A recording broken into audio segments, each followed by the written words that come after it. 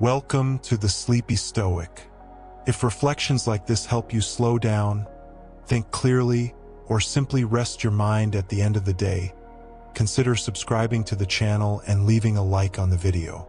It helps others find these quiet conversations as well. And if there's a challenge from daily life you'd like us to explore, something about work, relationships, anxiety, discipline, or simply trying to live well, let me know in the comments. Many of these reflections begin with questions from people just like you. Now let's begin.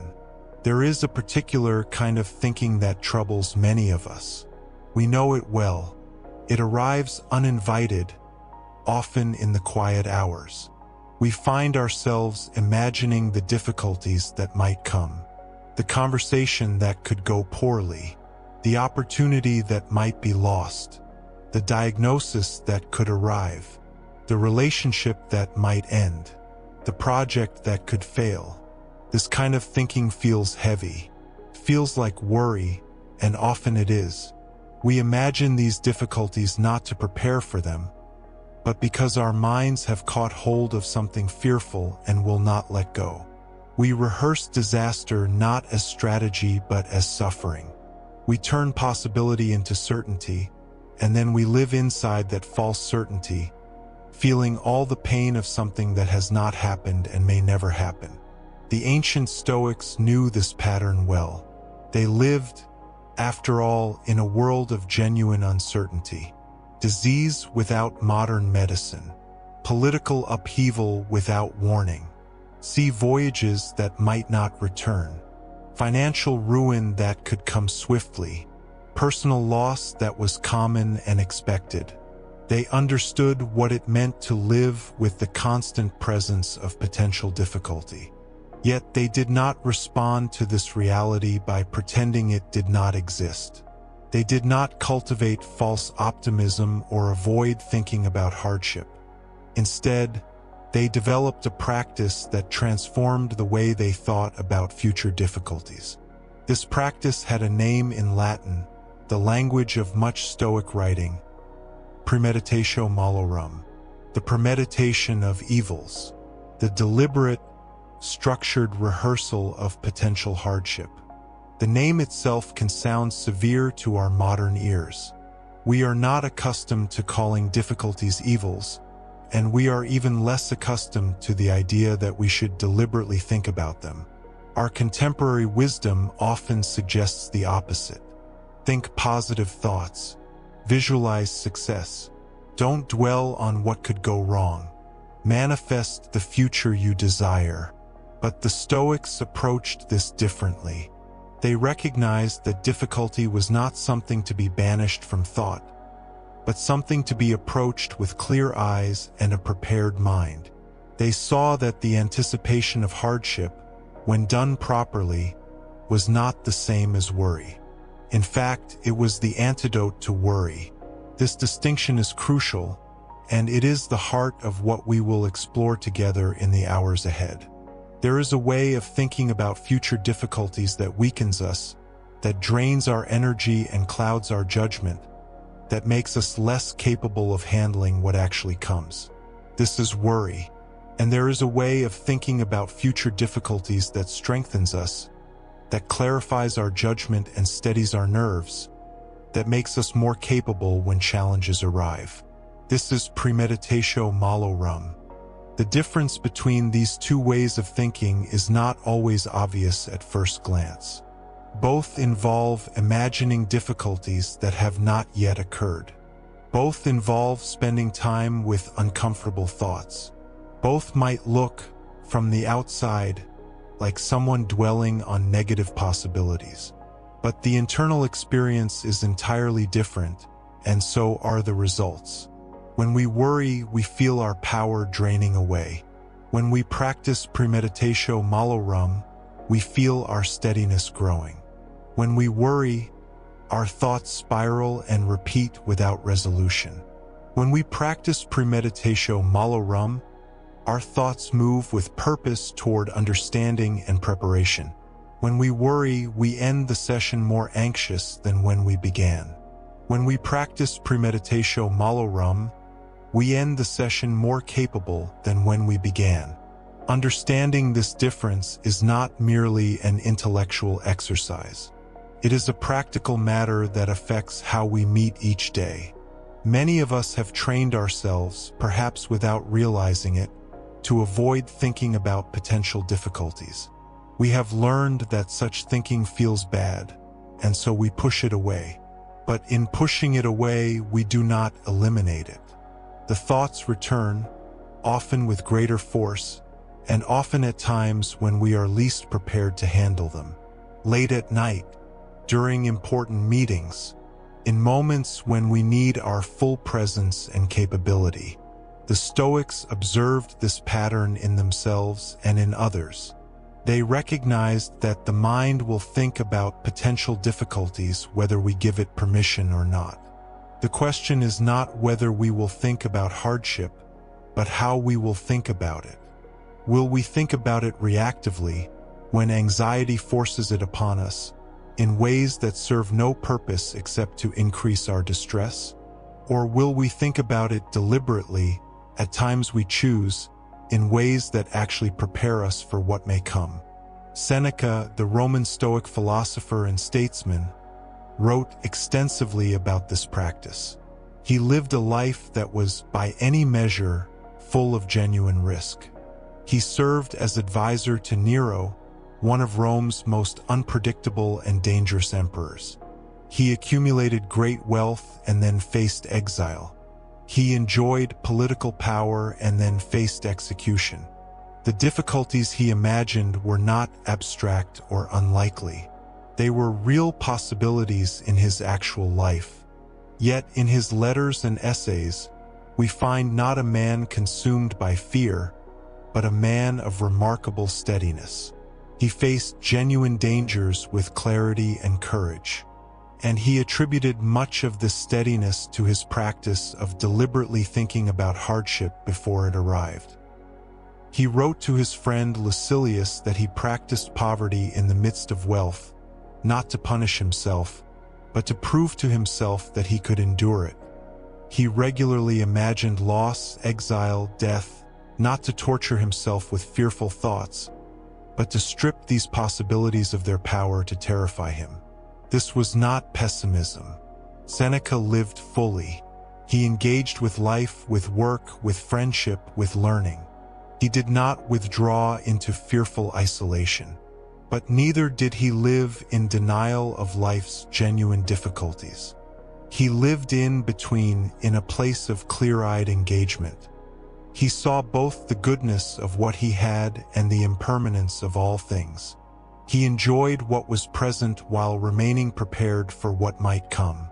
This practice of premeditatio malorum was not unique to Seneca. It was woven throughout Stoic teaching and practice. Marcus Aurelius, writing in his private journals during military campaigns on the Roman frontier, regularly reminded himself that he would encounter difficult people that day. Not might encounter, but would encounter. He prepared his mind each morning for rudeness, for ingratitude, for betrayal, for selfishness. Not because he was cynical about human nature, but because he wanted to meet these behaviors without shock or disturbance when they appeared.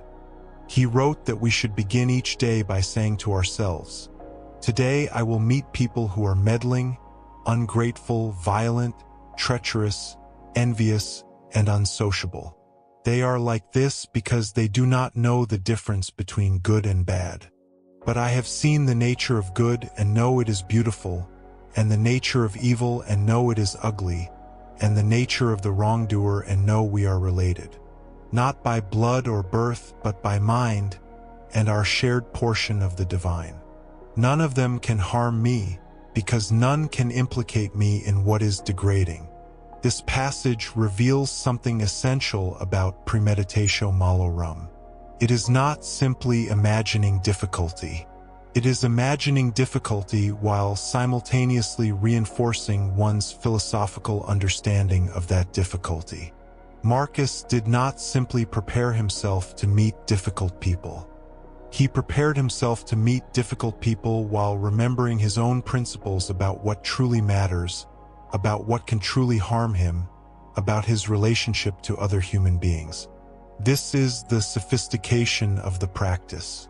It combines imagination with philosophy. It rehearses not just the external event, but also one's own internal response.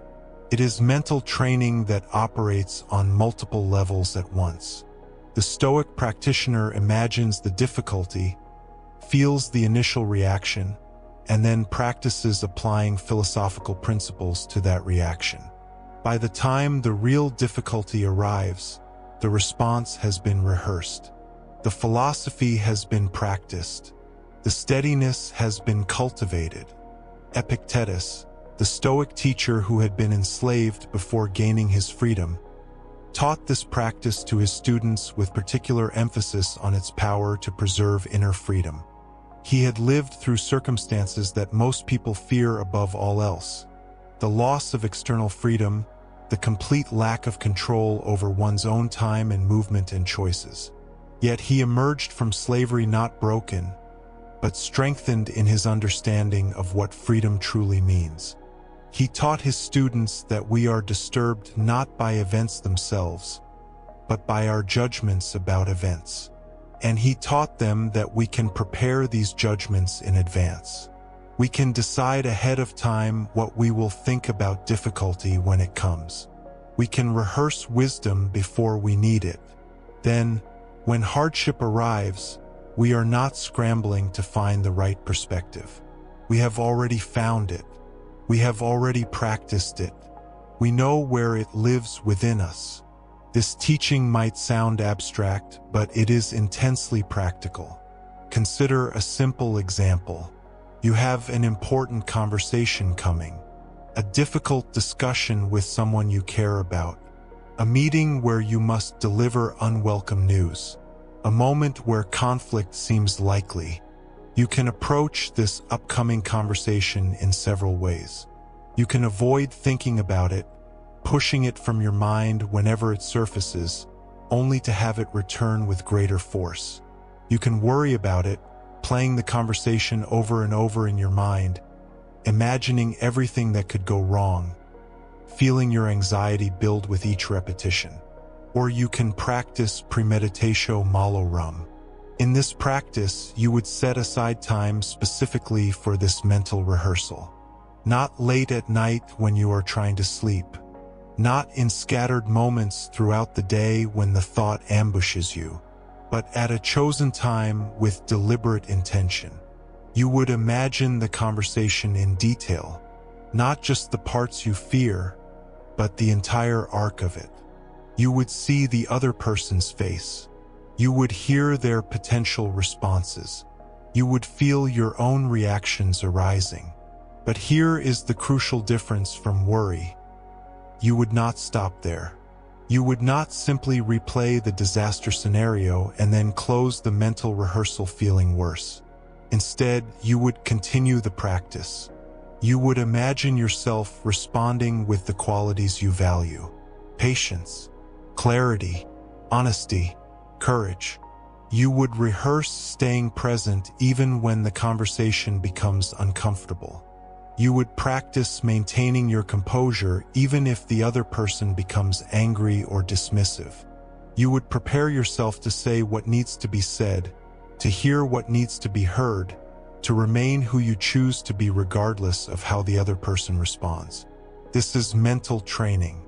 It is no different in principle from an athlete visualizing their performance, a musician mentally rehearsing a difficult passage, a surgeon preparing for a complex procedure. The technique is ancient, but its validity has been confirmed by modern research on mental practice and performance. The mind does not distinguish as sharply as we might think between vivid imagination and actual experience. When we rehearse something mentally with sufficient detail and presence, we are actually training the neural pathways that we will use when the real situation arrives. The Stoics understood this intuitively long before neuroscience could explain the mechanisms.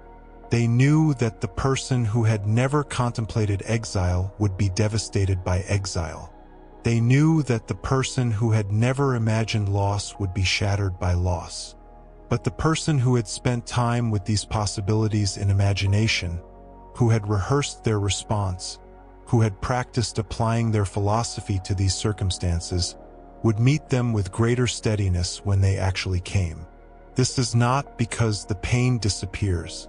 The Stoics were not trying to eliminate human feeling.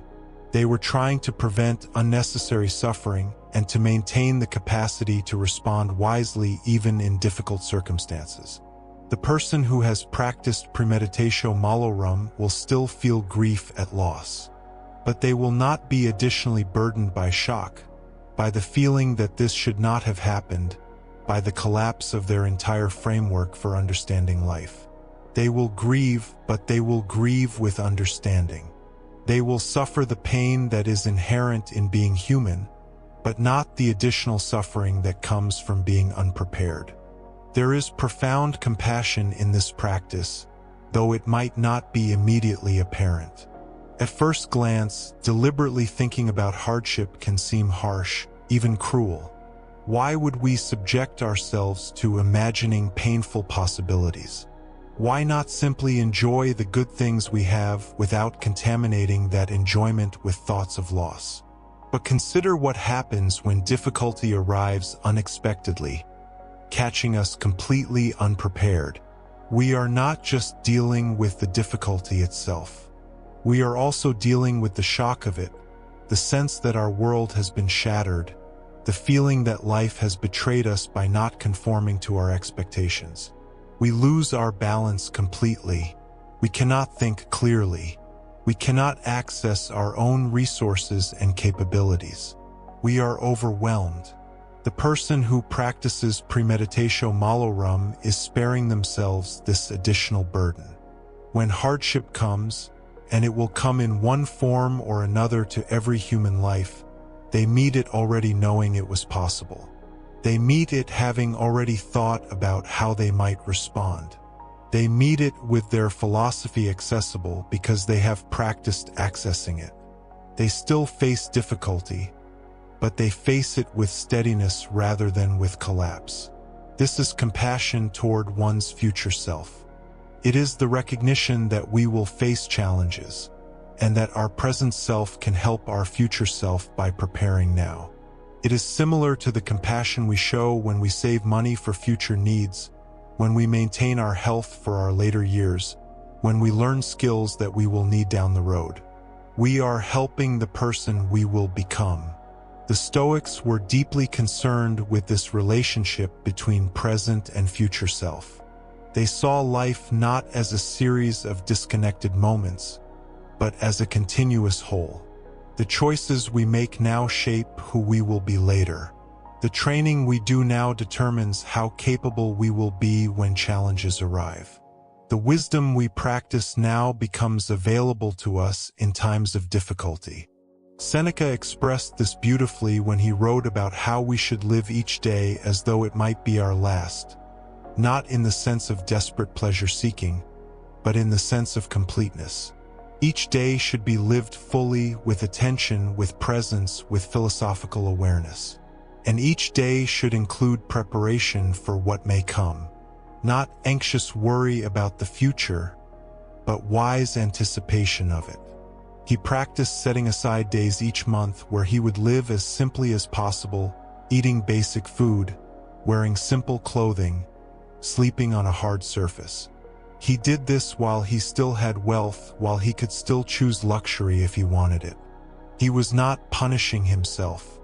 He was proving to himself that he could live without luxury, that his well-being did not depend on it, that if circumstances ever required him to live simply, he would be capable of doing so. This is premeditatio malorum in action. He was not waiting for poverty to arrive and then trying to adjust to it. He was adjusting to the possibility of poverty before it came, in small doses, in controlled circumstances, so that if it ever came in earnest, it would not devastate him. He was building resilience through deliberate practice. And this brings us to one of the most important aspects of this practice. It is not about becoming pessimistic or joyless. It is about becoming free. When we have faced our fears in imagination, when we have practiced responding to difficulty with our philosophical principles, when we have proven to ourselves that we can endure more than we thought, we become less controlled by the fear of loss. Many of us cannot fully enjoy what we have because we are so afraid of losing it. We cannot be present with people we love because we are anxious about them leaving. We cannot appreciate opportunities because we are worried about failure. We cannot savor good experiences because we are already dreading their end. Our fear of future pain prevents us from fully experiencing present goodness.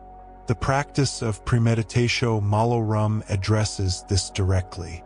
By deliberately contemplating loss, we paradoxically become more free to enjoy what we have. We have already looked at the possibility of loss. We have already considered how we would meet it. We have established that we would survive it, that we would maintain our essential self through it. And having done this work, we can set it aside and be present with what is actually here now. This is not the same as detachment in the sense of not caring. The Stoics cared deeply about people, about their work, about their communities, about living well. But they cared in a way that was not desperate, not grasping, not dependent on permanent possession. They loved people while knowing those people were mortal. They engaged with work while knowing that success was not guaranteed.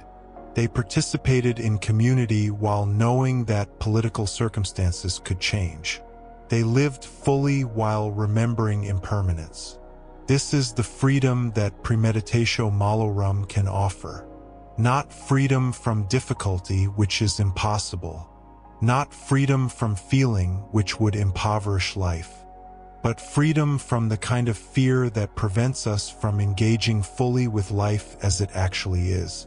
Freedom from the fantasy that if we just worry enough, plan enough, control enough, we can prevent all hardship. Freedom from the burden of believing that difficulty should never come, and therefore being devastated when it does. In the hours ahead, we will explore this practice in depth. We will consider exactly what premeditatio malorum is and what it is not. We will examine how it differs from worry and from pessimism. We will look at how the ancient Stoics practiced it and how we might practice it in our own lives. We will consider when it is useful and when it might not be. We will explore how it builds resilience, how it reduces anxiety, how it prepares us for genuine challenges without making us fearful or withdrawn. This is a practice that has helped people face exile, poverty, imprisonment, loss, and death with dignity and steadiness.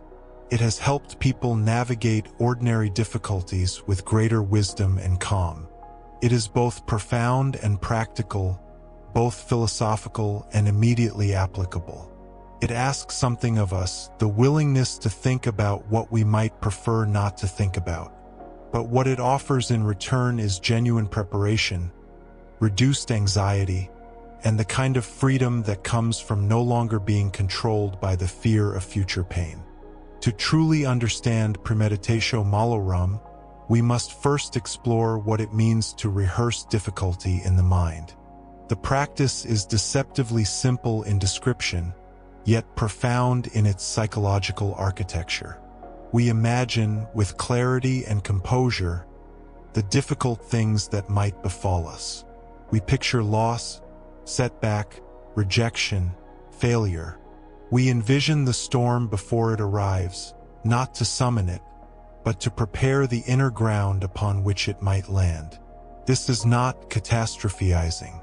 This is not the anxious mind spinning through endless disasters, feeding fear with imagination's fuel.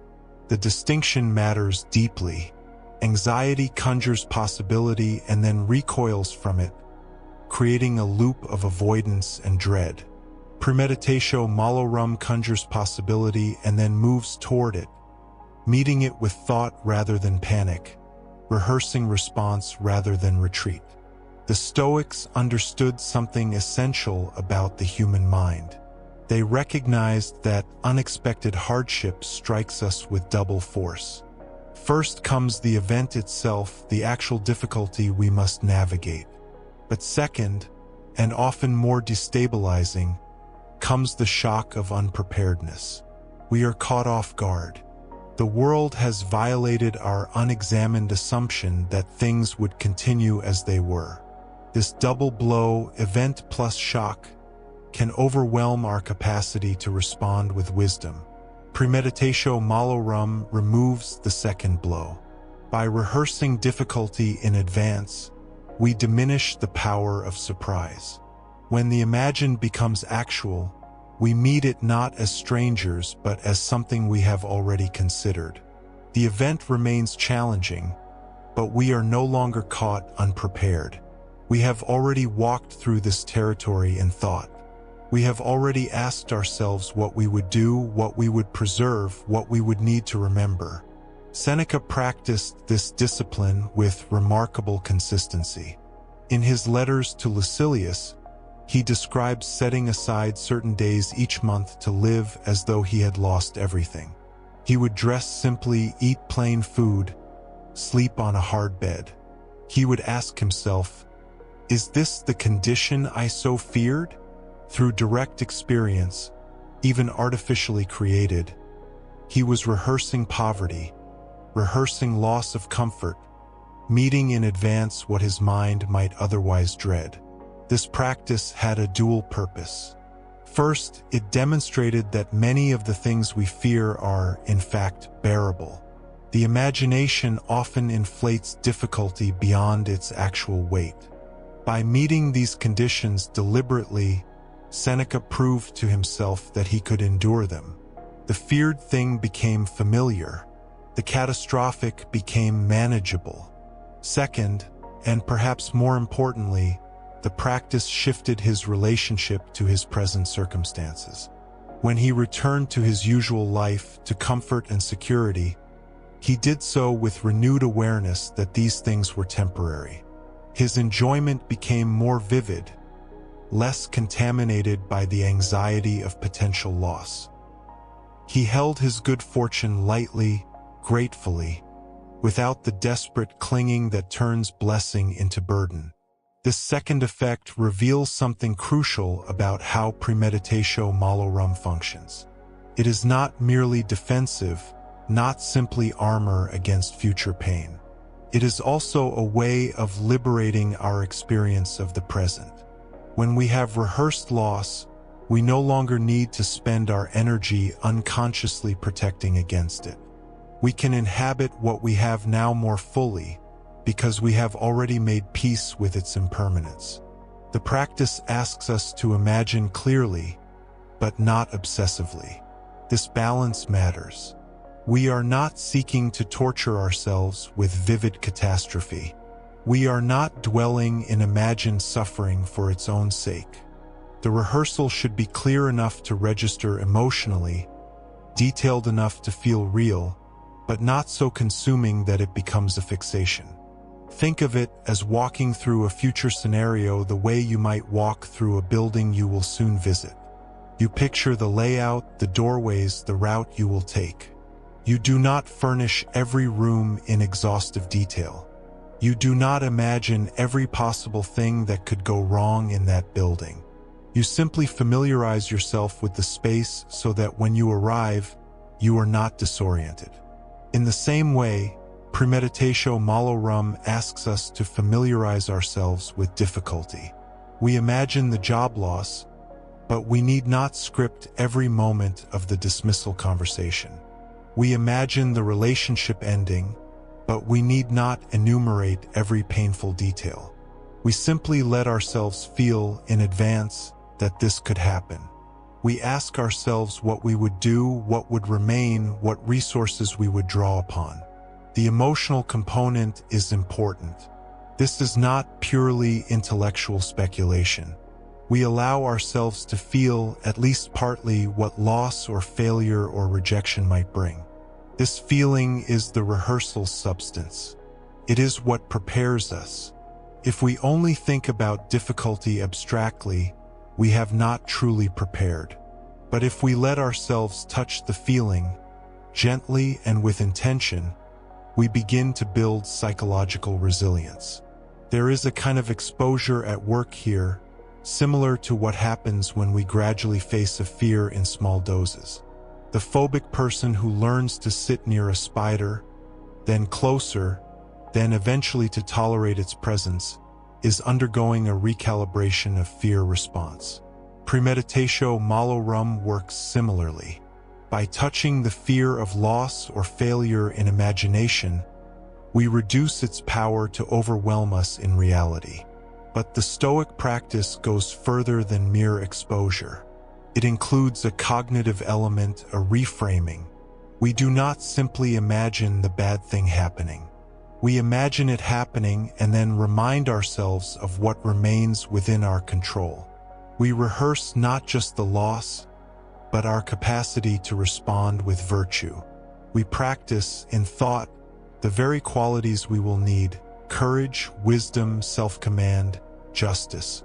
This is why Marcus Aurelius, in his private reflections, often rehearses the day ahead by reminding himself that he will encounter difficult people, frustrating situations, obstacles to his plans.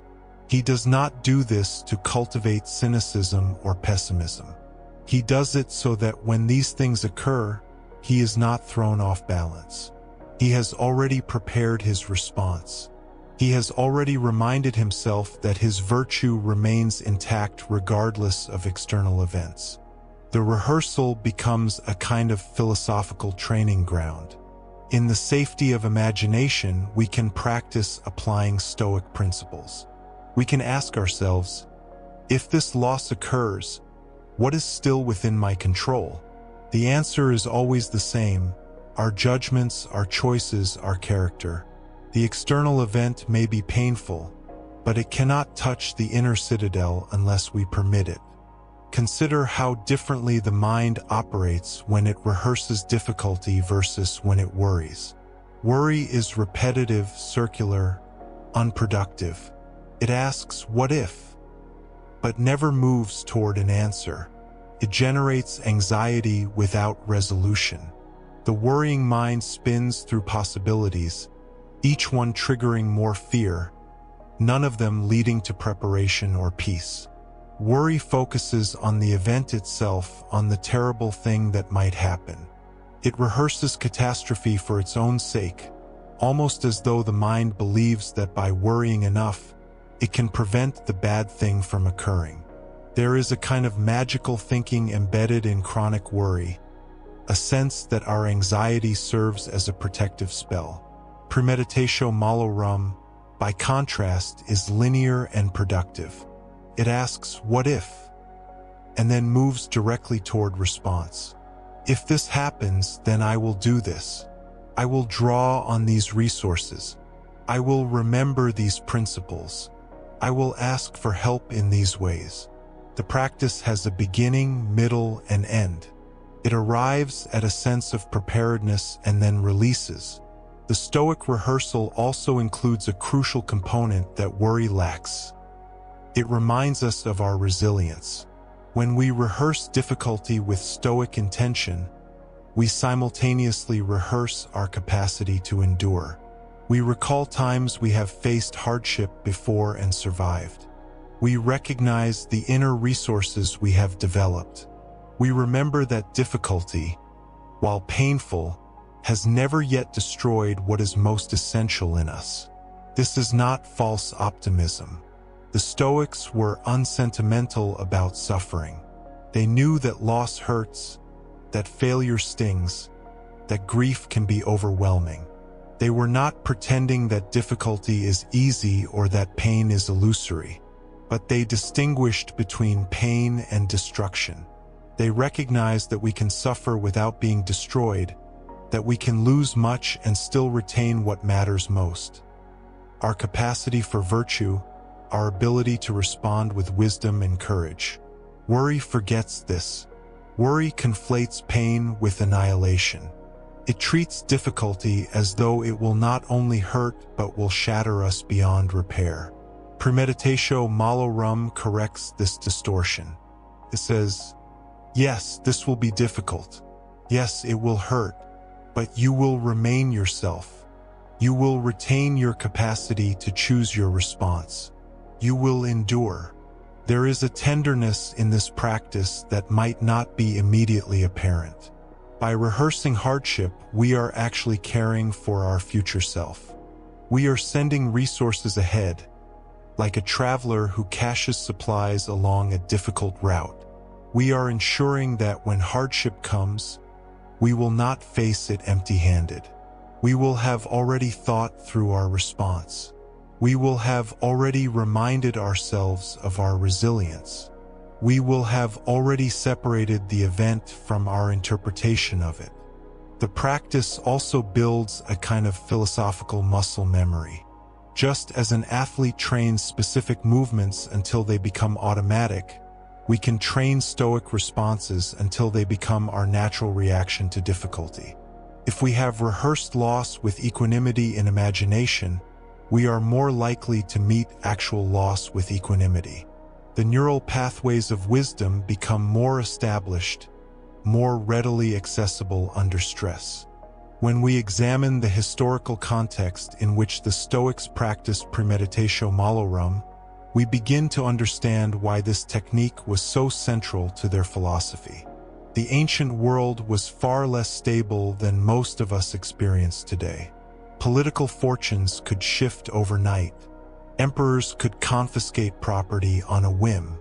Plague, war, and natural disaster were constant possibilities. Life expectancy was shorter, medical care limited, and security far from guaranteed. In such a world, philosophical preparation for difficulty was not abstract speculation. It was practical wisdom, essential for psychological survival. The Stoics were not engaging in morbid thought experiments. They were preparing themselves for realistic possibilities that they or their peers might actually face.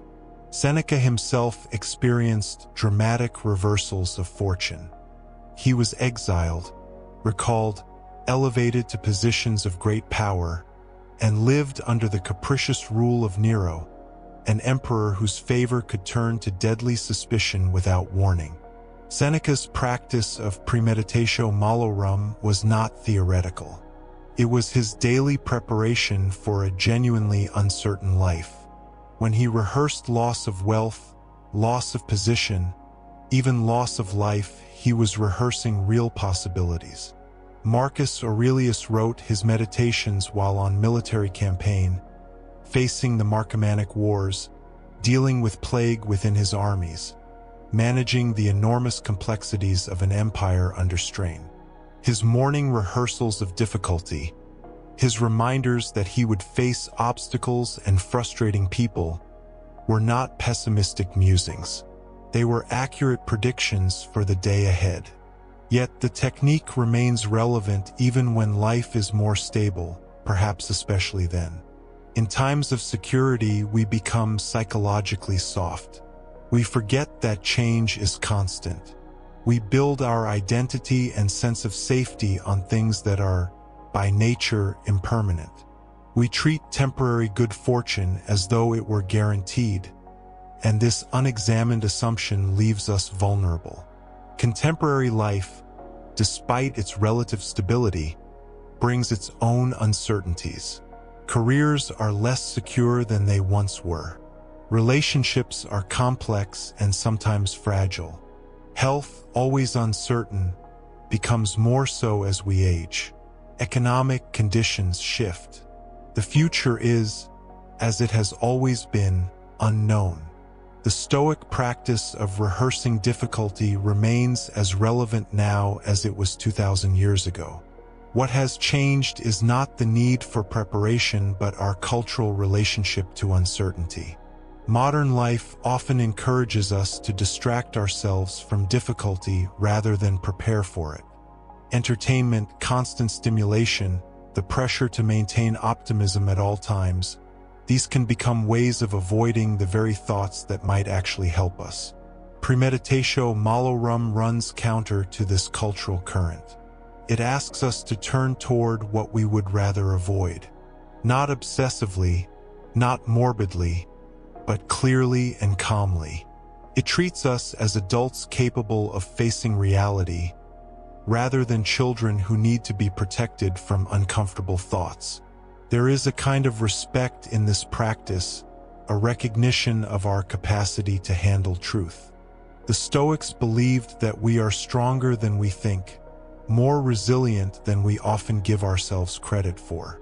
By rehearsing difficulty, they were not expressing doubt in our strength. They were cultivating it, building it deliberately through practice. The question naturally arises, how often should we practice premeditatio malorum? Is this something to do daily, weekly, or only when facing particular uncertainties? The Stoics themselves varied in their approach, and there is wisdom in that variation. The practice should serve our well-being, not become another source of rigidity or obligation. For some, a brief morning rehearsal makes sense. Before the day begins, we might spend a few moments considering what challenges might arise and how we wish to meet them. This need not be lengthy or elaborate.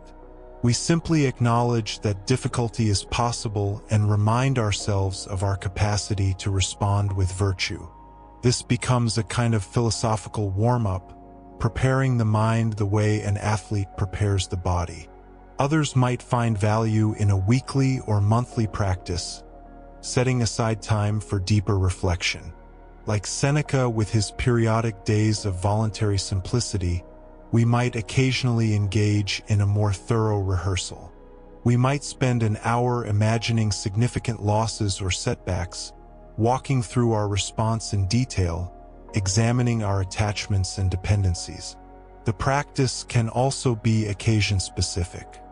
When facing a particular uncertainty, awaiting test results, preparing for a difficult conversation, undergoing a professional transition, we might rehearse the various outcomes and our response to each.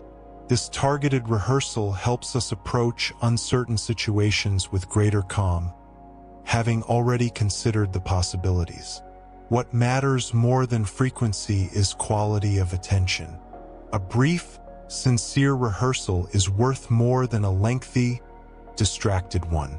We are not checking a box or fulfilling a requirement. We are genuinely preparing ourselves, touching the reality of impermanence and difficulty, reminding ourselves of what remains within our control. The practice should not become oppressive. If premeditatio malorum begins to feel like worry, if it increases anxiety rather than reducing it, we should examine how we are approaching it. Are we dwelling on catastrophe without moving toward response? Are we imagining difficulty without remembering our resilience? Are we focusing solely on what we might lose without recognizing what cannot be taken from us? The technique includes its own corrective. When practiced properly, it should bring a sense of preparedness and calm, not escalating dread. If we finish a session of premeditatio malorum feeling more anxious than when we began, something has gone awry. We may have slipped from stoic rehearsal into ordinary worry. We may need to refocus on what remains within our control, on our capacity to respond with virtue regardless of circumstance. There is also the question of what difficulties to rehearse. Should we imagine every possible catastrophe? Should we prepare for extremely unlikely events? The Stoics would say no. We rehearse realistic possibilities, things that might reasonably occur. We rehearse the job loss, the relationship difficulty, the health setback, the financial strain. We need not rehearse asteroid strikes or zombie apocalypses. The point is not to prepare for every conceivable disaster. The point is to familiarize ourselves with impermanence, to reduce our psychological dependence on things beyond our control, and to cultivate our capacity to respond to difficulty with wisdom. If we accomplish this, we are prepared for a wide range of challenges, even ones we have not specifically imagined. Let us consider what happens in the moment of rehearsal itself, the actual psychological process we undergo when we practice premeditatio malorum. We begin by selecting a difficulty to consider. This might be something we are already somewhat anxious about, or it might be something we have not yet consciously acknowledged as possible. We name it clearly.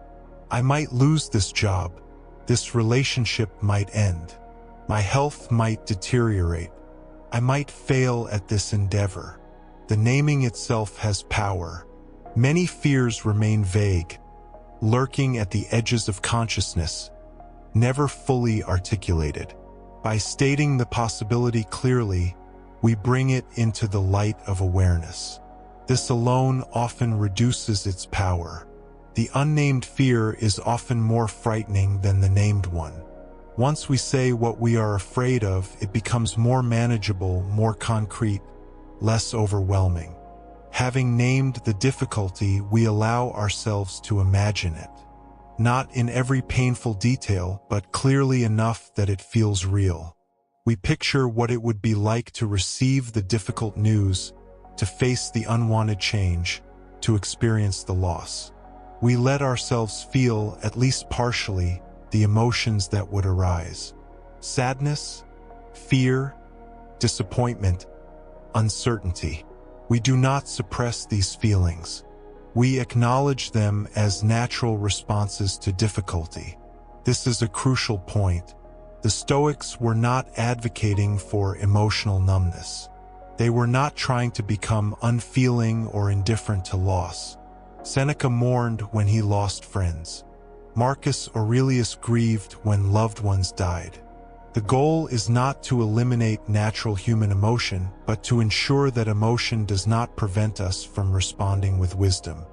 As we sit with the imagined difficulty and its associated feelings, we begin the second movement of the practice. We ask ourselves, what would remain within my control? Even if this loss occurs, what cannot be taken from me? What choices would I still have? What aspects of my character would still be available to me? The answers ground us. External circumstances might change, but our capacity for courage remains. We might lose position or wealth, but our integrity stays intact. Relationships might end, but our ability to treat others with respect and kindness continues. Health might fail, but our inner citadel, the core of who we are, remains accessible. This is where premeditatio malorum becomes transformative rather than merely preparatory. We are not just rehearsing difficulty. We are rehearsing our identity as something deeper than our circumstances. We are remembering that who we are at our core is not defined by what we have or what happens to us, but by how we choose to respond, by the virtues we cultivate and express. We might then ask ourselves practical questions. If this difficulty occurred, what would I need to do? Who could I turn to for help? What resources would I draw upon? What would my first steps be? These questions shift us from passive imagining to active preparation. We are not just bracing for impact. We are mapping out a response. Finally, we remind ourselves that people have faced this kind of difficulty before and have endured. We recall examples, whether from history, from the lives of people we know, or from our own past experiences.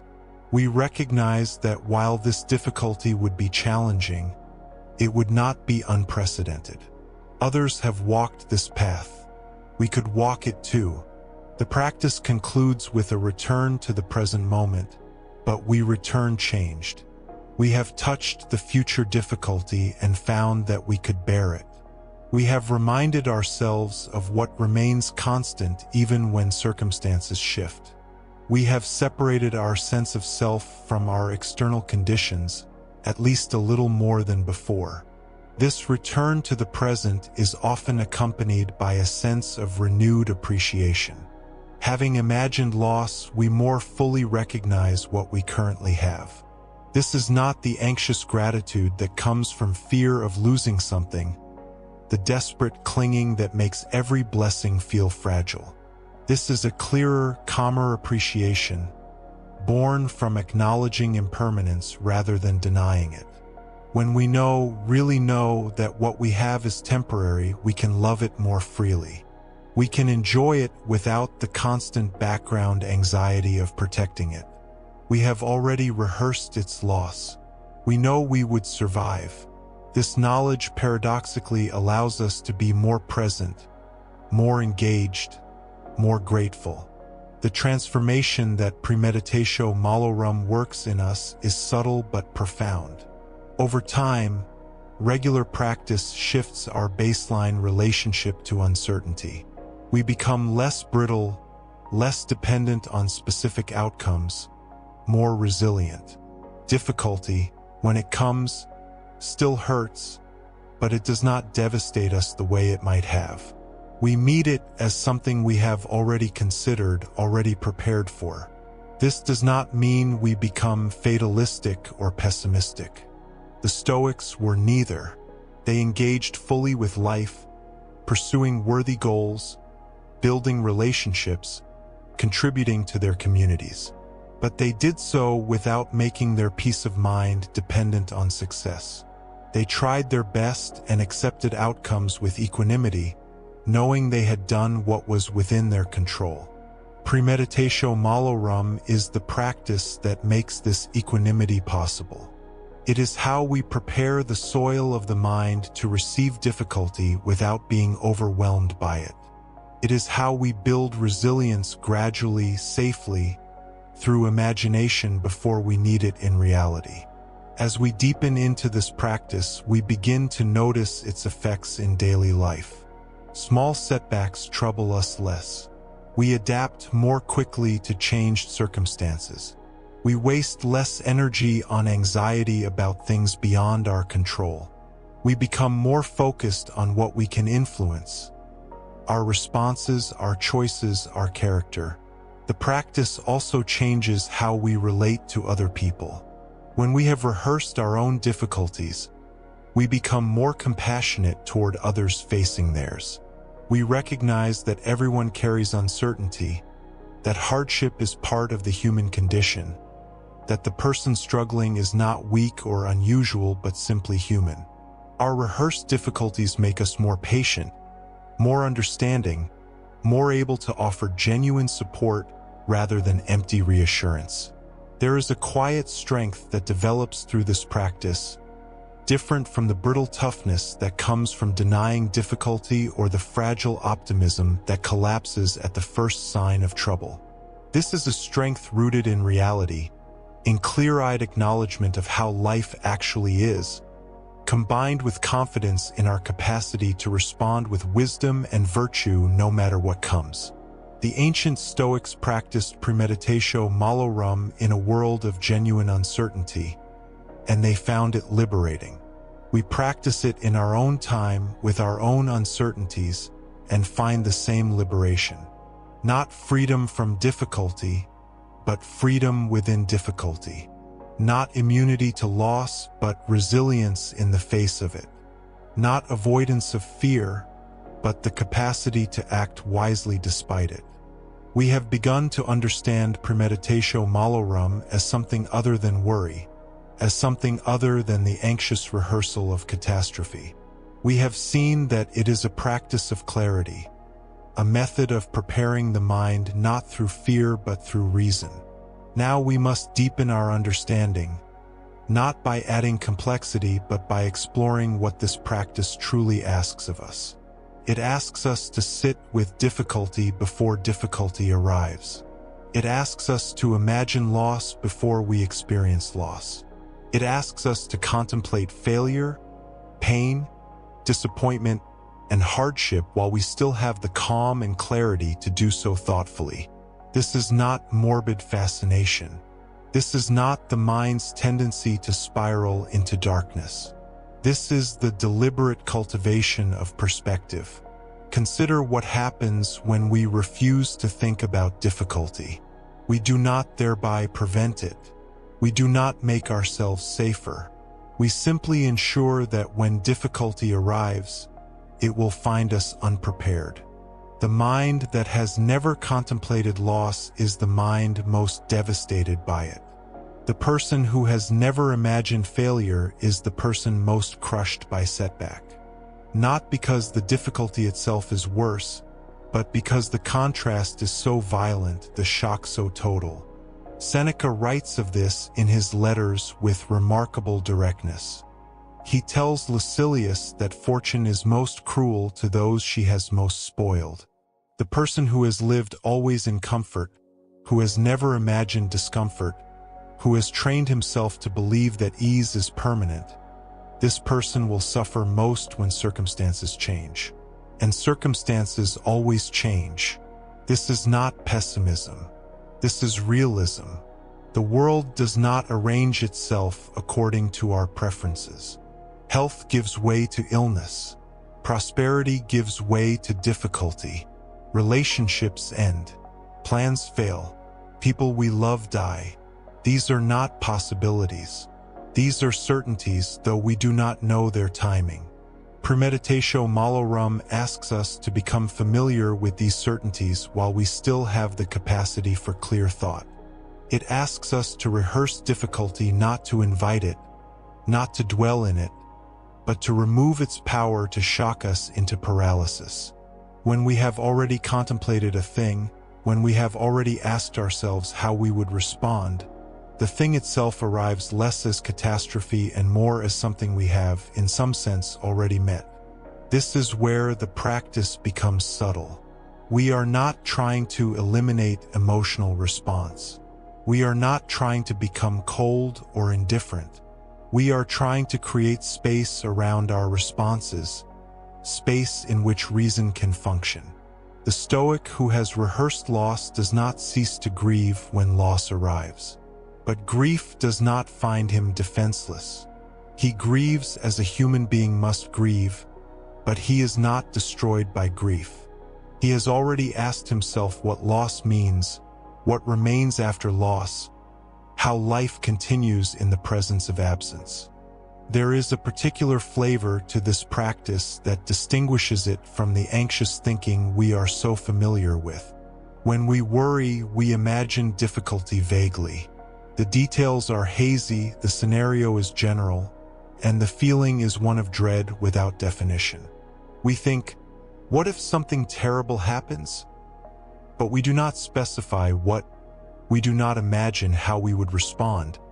We simply feel the dread and let it wash over us repeatedly. Premeditatio malorum is the opposite of this vagueness. It is specific. It is detailed. It asks not, what if something terrible happens? But, what if this specific thing happens? What would I do? What would remain? What resources would I still possess? The practice moves from fear to planning, from dread to preparation, from paralysis to agency. Seneca offers a perfect example of this specificity. He tells us to imagine waking tomorrow to discover we have lost our wealth. Not wealth in general, but our specific wealth. The house we live in, the savings we have accumulated, the income we depend upon. He asks us to imagine this not as vague catastrophe, but as actual circumstance. Where would we live? How would we manage? What skills do we possess? What relationships would sustain us? What would we discover about our own resourcefulness? This is not dwelling in misery. This is strategic thinking. This is the mind rehearsing resilience. And notice what happens in this rehearsal. We discover, often to our surprise, that we would manage. We would not prefer it. We would find it difficult, but we would manage. And in discovering that we would manage, we remove some of the terror from the possibility. This removal of terror is not the same as removal of preference. The Stoic does not cease to prefer health to illness, wealth to poverty, success to failure. These are what the Stoics called preferred indifference. We prefer them naturally and reasonably, but we do not allow our inner tranquility to depend entirely upon securing them. We prepare ourselves to maintain our character, our dignity, our reasoned response to life, whether we have these things or not. Marcus Aurelius practiced this daily. In the Meditations, we find him rehearsing difficulty with remarkable regularity. He reminds himself that he will encounter difficult people. He reminds himself that plans will fail. He reminds himself that his body will age and fail. He reminds himself that he will die. These are not the thoughts of a depressed man. These are the thoughts of a man preparing his mind to meet reality with clarity rather than shock. Consider his practice of morning meditation.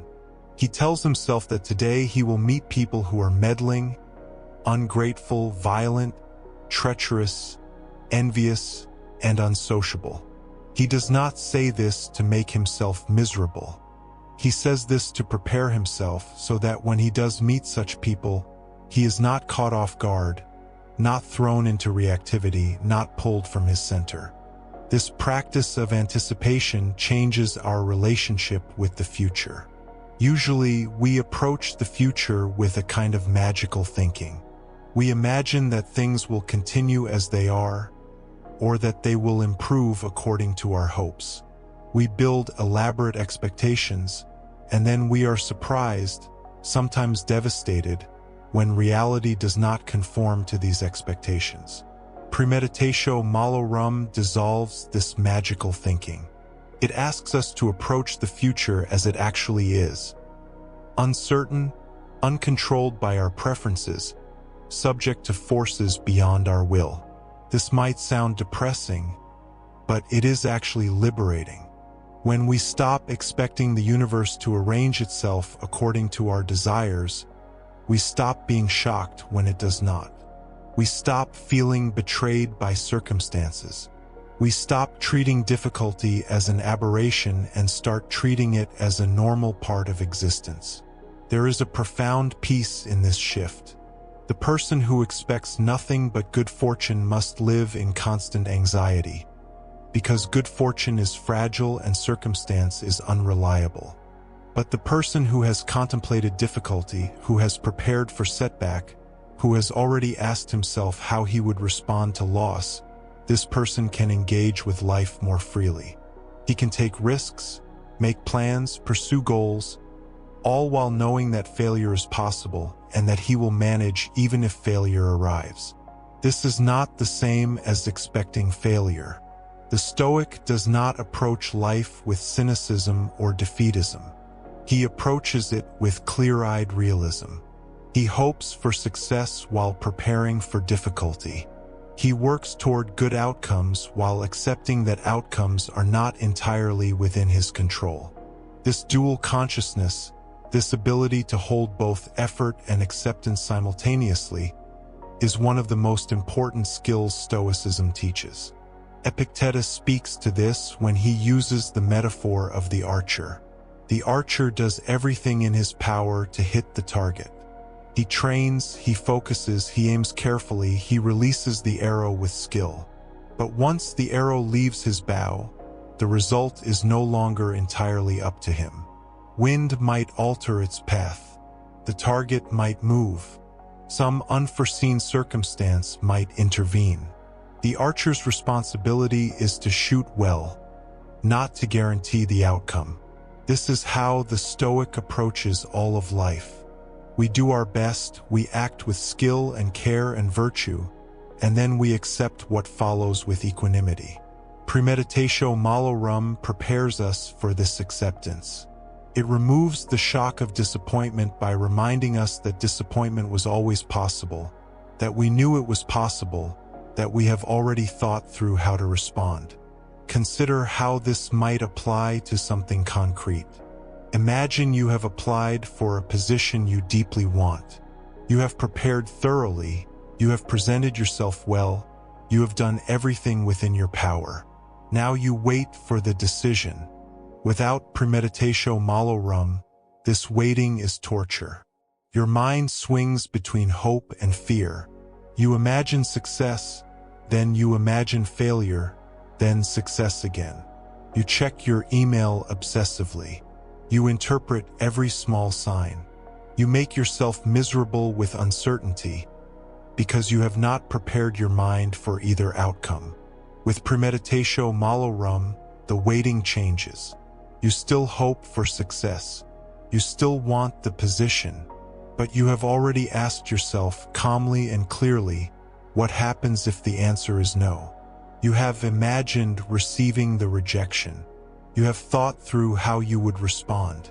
You have reminded yourself that your worth does not depend on this outcome, that other opportunities exist, that you will continue to grow and develop regardless. You have, in essence, already survived the disappointment in your imagination. This does not make you indifferent to the outcome. You still care, but you are no longer terrorized by uncertainty. You have prepared yourself for both possibilities. You can engage with the waiting more peacefully because you know that either way you will manage. Either way, your practice continues. Either way, you remain yourself. This is the gift of the practice. It does not remove difficulty. It does not guarantee preferred outcomes. It simply ensures that when difficulty arrives, it does not find us helpless. We have already met it in thought. We have already asked ourselves the hard questions. We have already begun the work of response. Seneca describes this as taking away fortune's element of surprise. Fortune, he says, will strike us either way. But if we have rehearsed the blow, we are less likely to be knocked down by it. The unrehearsed blow staggers us. We did not see it coming. We did not think it could happen to us. We have no framework for understanding it, no prepared response, no mental footing. The rehearsed blow is still painful, but we have already braced ourselves. We knew it could happen. We have thought about what it means.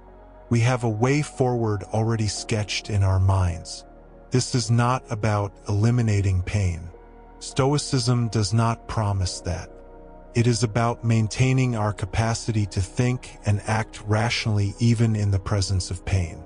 It is about not being destroyed by circumstances we cannot control. It is about preserving our inner freedom regardless of external conditions. There is something deeply dignified in this approach to life. Instead of pretending that difficulty will not come, instead of living in denial or false optimism, we acknowledge reality. We look at difficulty directly. We prepare for it honestly. And in doing so, we discover a kind of strength that positive thinking alone can never provide. Positive thinking says, everything will be fine. Premeditatio malorum says, things might not be fine, and I will still be capable of responding with wisdom and virtue. One is wishful, the other is powerful. Now we must address a common concern. Does this practice make us more negative? Does rehearsing difficulty create difficulty, or attract difficulty, or somehow make us more likely to experience what we imagine? This concern reveals a confusion about how minds and circumstances relate to each other. Our thoughts do not create external reality. Imagining illness does not cause illness. Contemplating loss does not cause loss. The world operates according to its own principles, indifferent to our mental rehearsals. What changes is not the probability of difficulty, but our preparedness for it. In fact, one could argue that premeditatio malorum makes us more capable of preventing difficulty where prevention is possible. The person who has never contemplated losing his savings is less likely to manage them carefully. The person who has imagined financial hardship understands why insurance matters, why savings matter, why living below one's means creates resilience. He is more prudent precisely because he has faced difficulty in imagination. Similarly, the person who has contemplated the end of a relationship is more likely to nurture that relationship while it exists. He does not take it for granted. He does not assume it will continue automatically. He invests in it, tends to it, repairs small problems before they become large ones. He loves more deliberately because he knows that love is not guaranteed, that people leave, that circumstances change. This is one of the paradoxes of the practice. By contemplating loss, we become more present with what we have. By imagining difficulty, we appreciate ease more fully. By rehearsing hardship, we engage more skillfully with the life we are actually living. Marcus Aurelius understood this deeply. His practice of memento mori, remembering death, was not about becoming morbid. It was about becoming present. When we remember that we will die, that everyone we love will die, that everything is temporary, we stop treating today as disposable.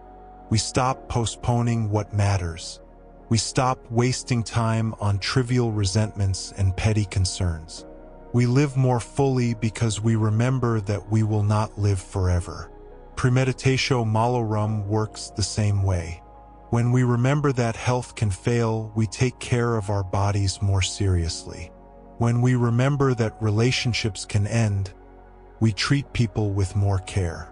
When we remember that plans can fail, we hold them more lightly and adapt more readily. The practice does not make us negative. It makes us realistic, and realism properly understood is the foundation of skillful living. There is also the question of when to practice premeditatio malorum. Should we do it constantly? Should we rehearse every possible difficulty that might occur? No, that would be exhausting and counterproductive.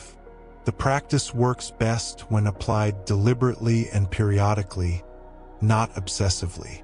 Seneca suggests beginning the day with brief reflection on what difficulties might arise, not to terrify ourselves, but to prepare our minds. Marcus seems to have done something similar, preparing himself to meet difficult people and difficult circumstances with equanimity. This morning practice sets the tone for the day. It reminds us that difficulty is normal, that we have the resources to respond, that our peace does not depend on everything going smoothly. Beyond the morning reflection, we might practice premeditatio malorum when facing specific uncertainties. Before an important conversation, we might imagine it going poorly and ask ourselves how we would respond. Before starting a new venture, we might contemplate failure and remind ourselves that our worth is not determined by outcomes. Before a medical test, we might face the possibility of bad news and consider how we would move forward even if news is difficult. The key is that this contemplation happens when we are calm, when we have the mental space to think clearly. We do not practice premeditatio malorum in the middle of a crisis. We practice it before the crisis so that if crisis comes, we have already done some of the psychological work. This timing matters enormously.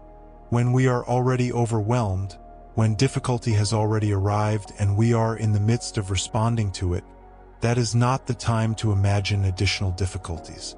That is the time to focus, to act, to apply the principles we have already internalized through previous practice. Think of it like physical training. An athlete does not try to learn new techniques in the middle of competition. He learns them in practice, rehearses them again and again in controlled conditions, so that when competition arrives, the movements are automatic, the responses are ingrained. Premeditatio malorum is the practice session for the mind. We rehearse difficulty when we are safe, so that when difficulty is real, we can respond from training rather than from panic. There is also the question of depth. How far into darkness should we go in our contemplation? Seneca and Marcus were not shy about contemplating severe difficulties. Loss of wealth, loss of health, loss of loved ones, loss of reputation, exile, imprisonment, death itself. They went there in thought. They did not flinch from the hardest scenarios. But they did this from a foundation of philosophical training. They had cultivated equanimity through years of practice. They understood the dichotomy of control deeply.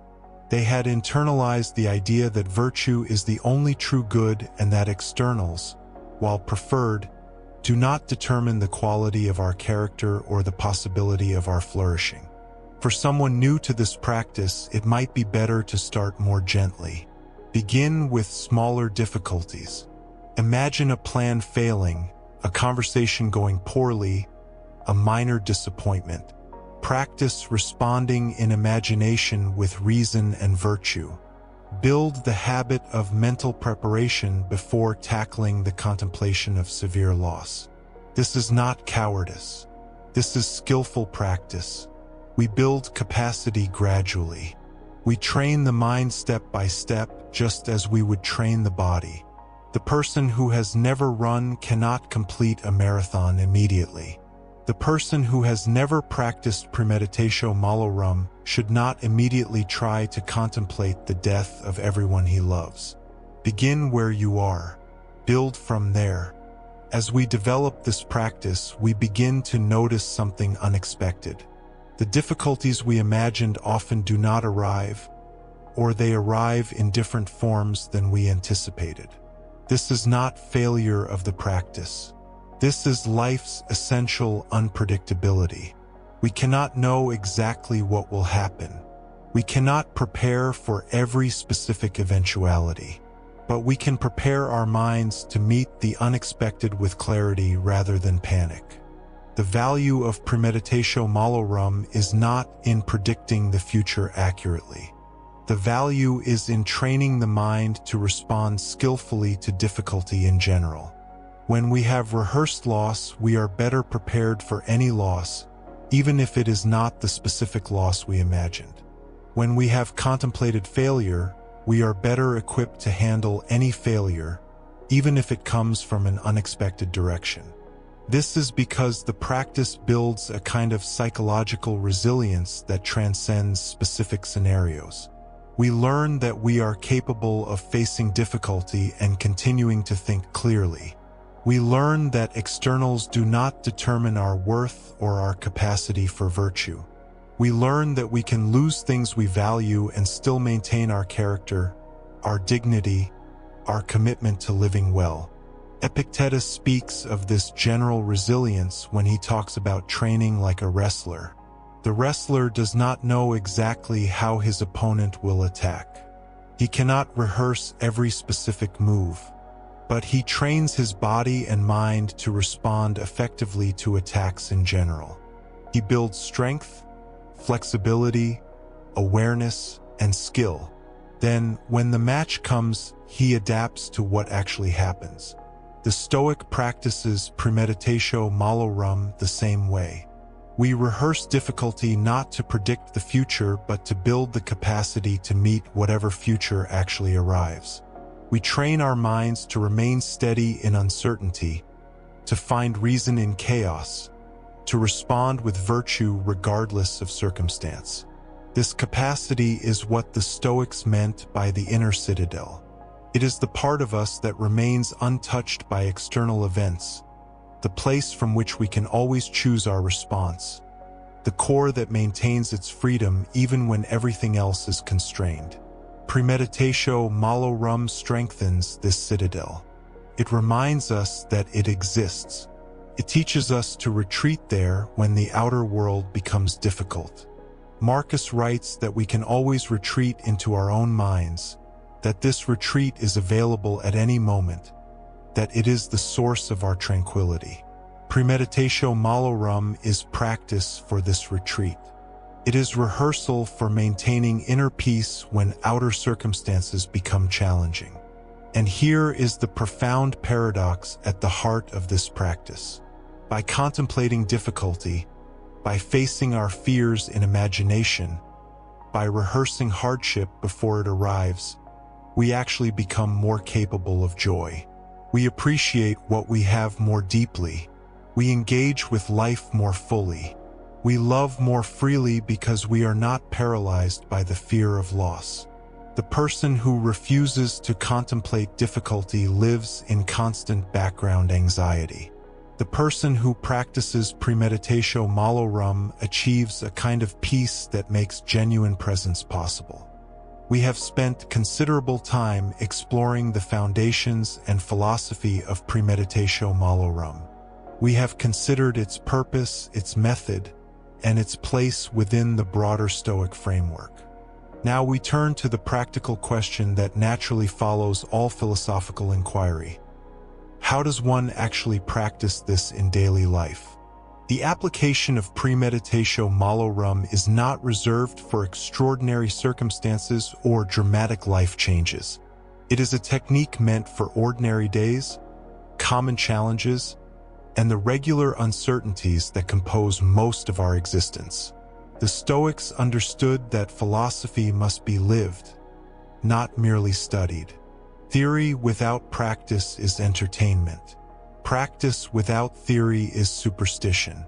But when the two are joined, something valuable emerges. Let us begin with the simplest and most immediate applications. Consider the day ahead of you.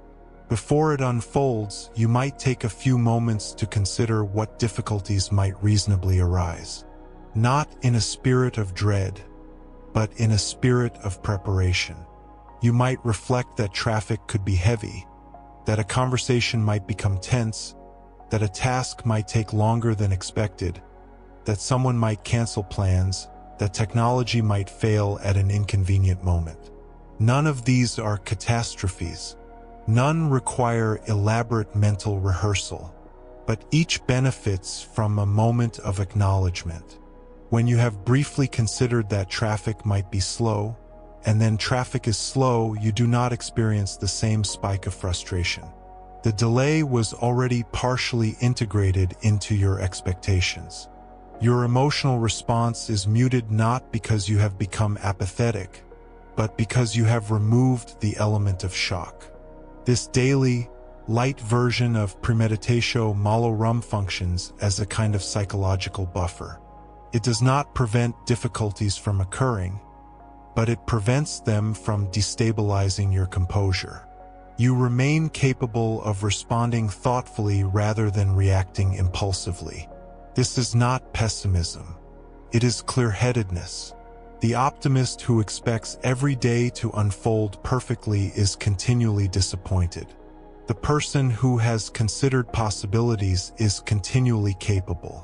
The practice can scale according to the significance of what lies ahead. If you are preparing for a difficult conversation, you might spend more time in mental rehearsal.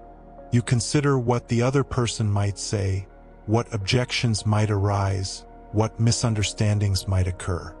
You do not script the entire interaction, which would be both impossible and counterproductive, but you familiarize yourself with the terrain. You consider your values, your intentions, and the limits of what you can control. This is not the same as worrying about the conversation. Worry circles endlessly around the same fears without resolution. Premeditatio malorum moves through possibilities with purpose, considering each clearly and then moving on. After the rehearsal, you are better prepared, but you are also finished. You do not continue to replay scenarios. You have done the work of preparation. Now you proceed. For larger challenges, the practice becomes more deliberate. Seneca would spend extended time contemplating exile, poverty, or death. These were not idle fantasies, but sincere engagements with possibility. He asked himself, if these things came to pass, what would remain? What would I still possess that could not be taken? How would I maintain my character under such circumstances? What would my responsibilities be to myself and others? You might apply this same method to significant life transitions. If you are facing a potential job loss, a serious illness, the end of a relationship, or any major disruption, premeditatio malorum offers a way to prepare without becoming paralyzed. You sit with the possibility. You consider it directly. You ask what you would do, how you would respond, what resources you could draw upon, what would still matter. The purpose is not to resign yourself to the worst outcome. The purpose is to discover that even the worst outcome does not destroy the essential core of who you are.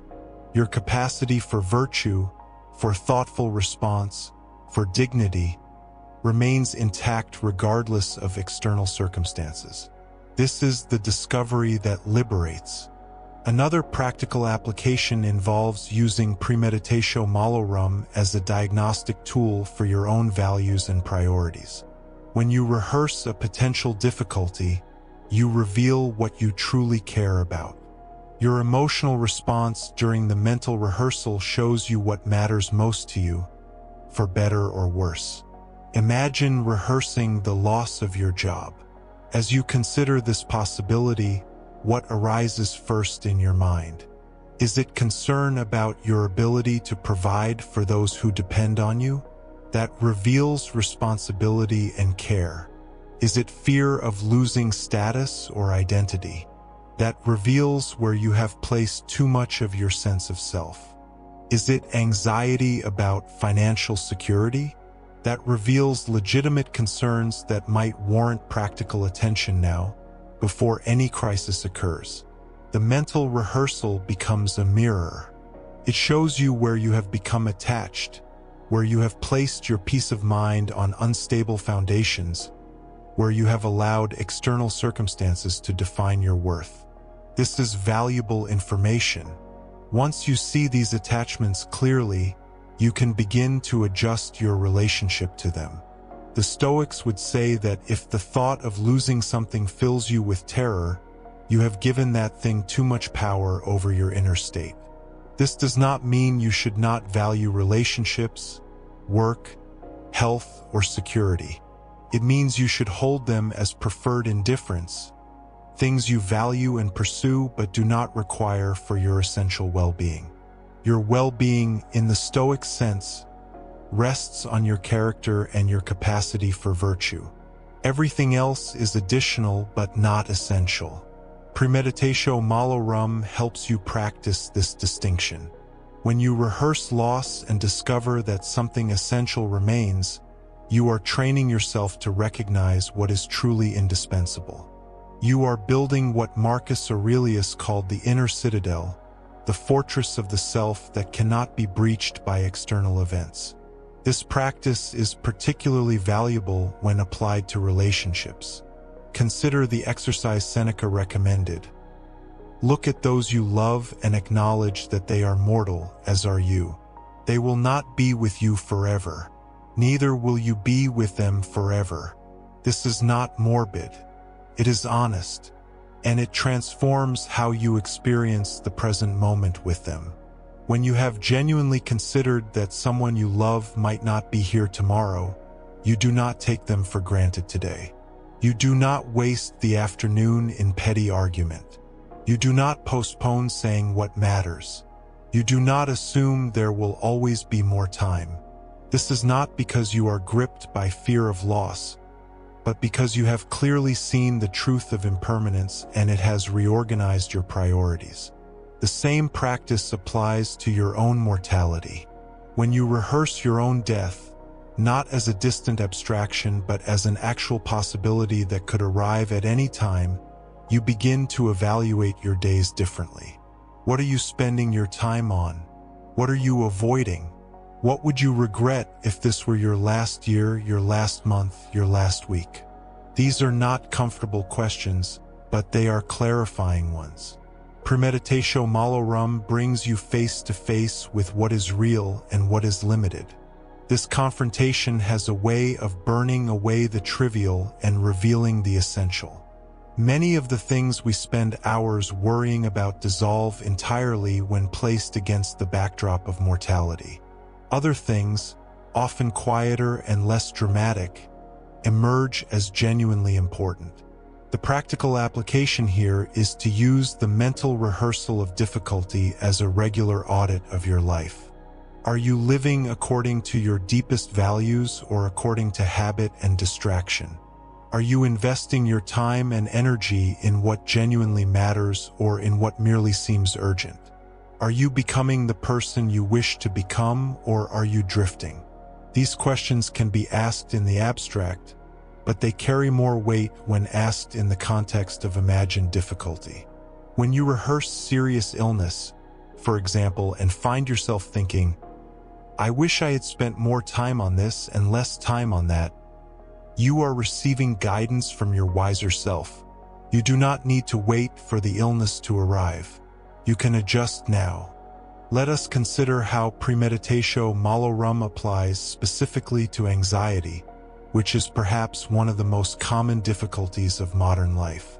Anxiety often arises from uncertainty. The mind, confronted with an unknown future, begins to generate scenarios. These scenarios are rarely neutral.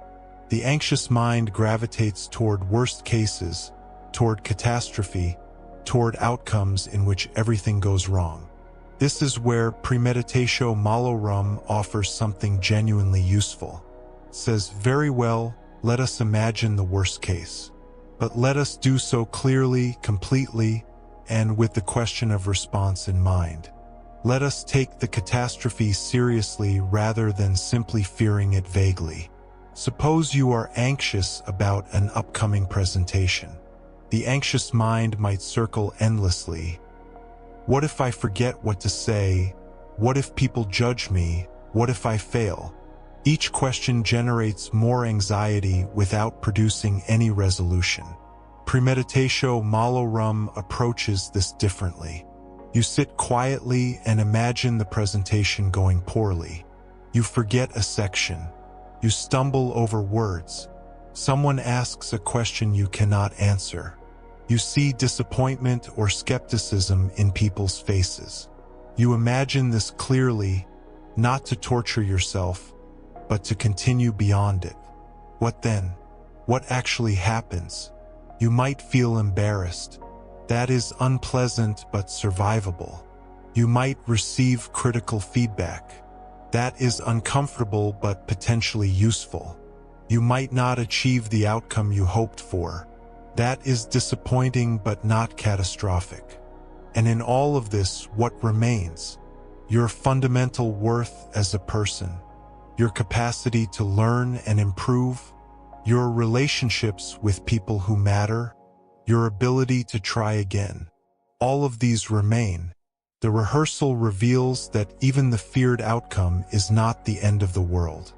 It is an experience you could survive and grow from. And in recognizing this, the anxiety loosens its grip. You have looked directly at what you feared and found it manageable. Not pleasant, not preferred, but manageable. This is the transformation premeditatio malorum offers. The same method applies to health anxiety. Instead of trying to suppress fearful thoughts about illness, you engage them directly through structured rehearsal. You imagine receiving a difficult diagnosis. You consider what you would do.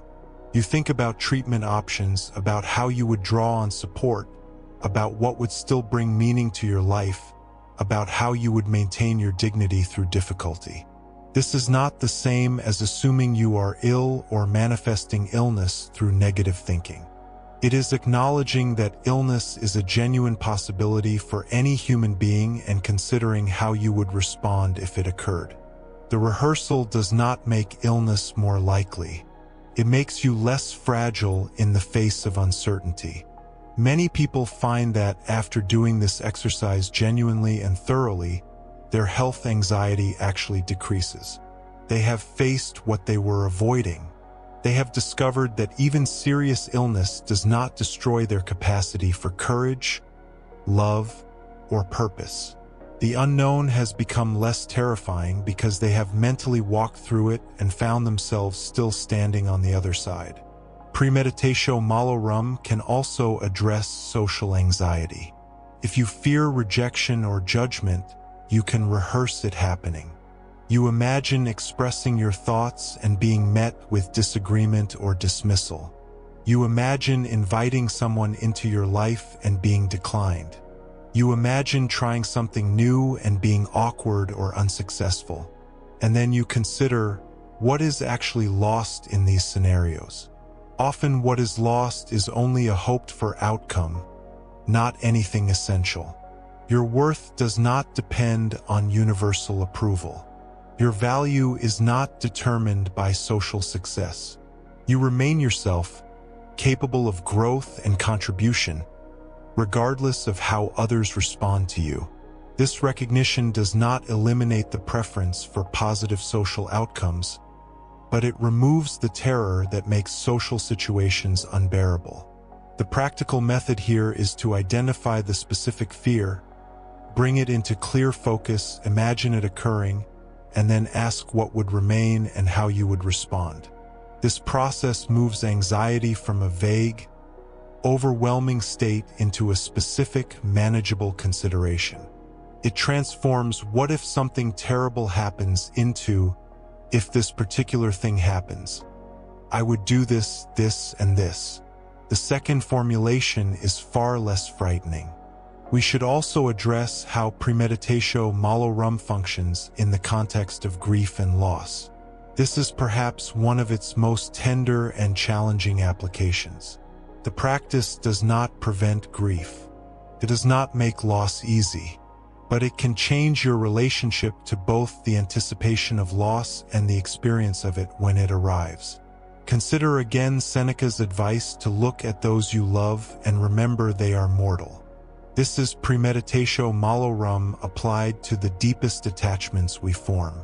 The modern mind often recoils from this, seems cold, morbid, or pessimistic.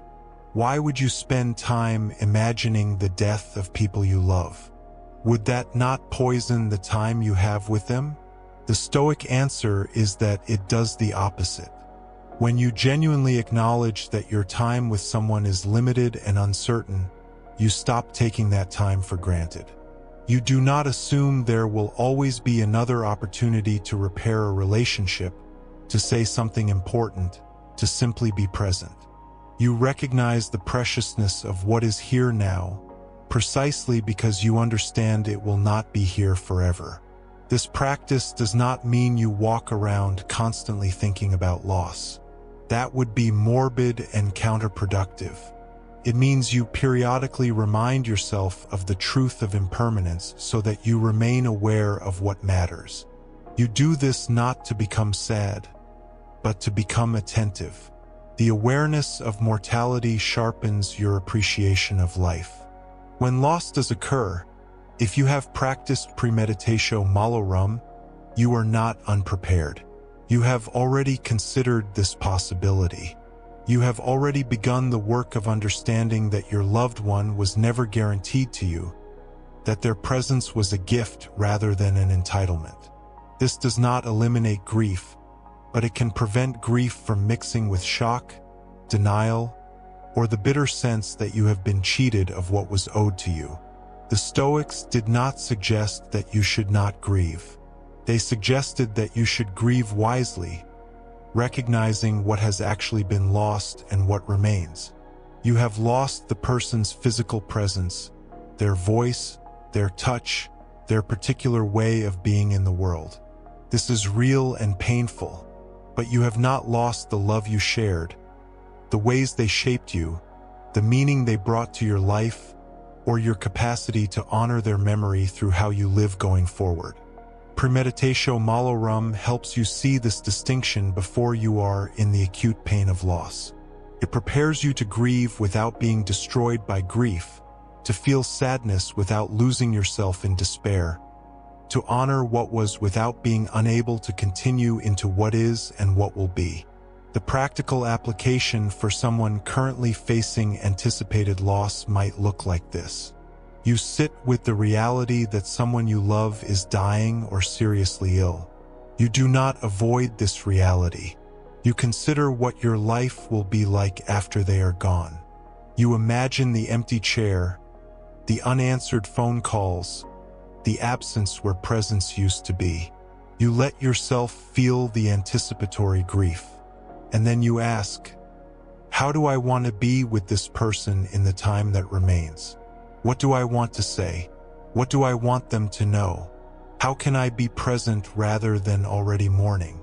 This rehearsal does not make the actual loss less sad, but it can help you avoid regret.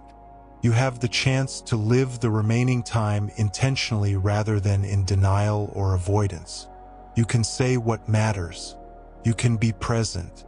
You can prepare yourself and perhaps help prepare the person who is dying. The same practice applies to other significant losses. The end of a career, the dissolution of a marriage, the loss of a home, the decline of physical abilities. In each case, premeditatio malorum invites you to face what is coming or what might come, to consider how you would respond, to identify what would remain, and to prepare yourself inwardly. This preparation is not about emotional suppression. It is about emotional readiness. It is the difference between being overwhelmed by a wave you did not see coming and being able to steady yourself against a wave you knew might arrive. Both are difficult, but one is merely difficult, while the other is devastating because it includes the shock of being utterly unprepared. Let us conclude this segment by considering when and how often one should practice premeditatio malorum. Like any technique, it can be misused. Too much focus on potential difficulties can become indistinguishable from chronic worry. Too little leaves you unprepared and fragile. The question is one of balance and appropriateness. A reasonable approach might be to practice light premeditatio malorum daily, especially regarding the ordinary challenges of the day ahead. This takes only a few moments and creates a helpful buffer between your expectations and reality. You acknowledge that things might not go as planned, that people might be difficult, that circumstances might shift. This brief acknowledgement prevents much unnecessary frustration. For more significant matters, you might practice more deliberately when you are facing a particular challenge or uncertainty. If you know a difficult conversation is approaching, spending 20 minutes in mental rehearsal is reasonable and helpful. If you are preparing for a major life transition, returning to the practice several times over weeks or months makes sense. The key is that the rehearsal should feel productive rather than ruminative. When you have gained clarity and felt your anxiety decrease, you are finished for now. There is also value in periodically rehearsing the more fundamental Stoic exercises. Mortality, loss of loved ones, loss of health or resources. Seneca and Marcus Aurelius returned to these themes regularly not because they were morbid, but because these are the realities that most easily slip from awareness. We become comfortable. We begin to assume stability. We forget that everything we have is on loan from fortune. A periodic reminder of this truth serves as a kind of recalibration. It brings you back to what matters. It loosens the grip of trivial concerns. It restores perspective. How often? That depends on your temperament and circumstances. Some might benefit from a weekly reflection on mortality. Others might need only a monthly or quarterly check-in. The measure is whether the practice is bearing fruit in your life. Increased presence, decreased anxiety, clearer priorities, greater resilience. You will know you are practicing premeditatio malorum correctly if you feel more capable and less afraid. You will know you are practicing it incorrectly if you feel more anxious and more stuck. The correct practice opens possibilities. It shows you that you are more resilient than you believed. It reveals that difficulties are manageable. The incorrect practice closes down. It magnifies fears. It leaves you feeling helpless. If you find that attempting premeditatio malorum increases your anxiety, you might need to adjust your approach. Perhaps you are rehearsing too vividly or for too long. Perhaps you are focusing only on the difficulty and not moving through to the question of response and what remains. Perhaps you need to start with smaller challenges before attempting to rehearse more significant ones. Or perhaps, at this particular time, what you need most is not preparation for difficulty but celebration of what is good. The practice should serve your well-being, not undermine it. It is also worth noting that premeditatio malorum is one practice among several in the Stoic toolkit. It works best in combination with other practices. The dichotomy of control, the view from above, gratitude, virtue as the highest good, the discipline of ascent. Each practice addresses something different. Each offers something the others do not. Premeditatio malorum is not meant to be your only response to life's challenges, but it is a valuable one to have available when the situation calls for it. The ultimate purpose of practicing premeditatio malorum is not to become someone who is always prepared for disaster. It is to become someone who is no longer controlled by the fear of disaster. It is to build a self that remains steady not because nothing goes wrong, but because you have learned that even when things go wrong, you possess what you need to respond with wisdom, courage, and dignity. That self, once built, is the foundation upon which a genuinely good life can be lived, regardless of what fortune brings or takes away.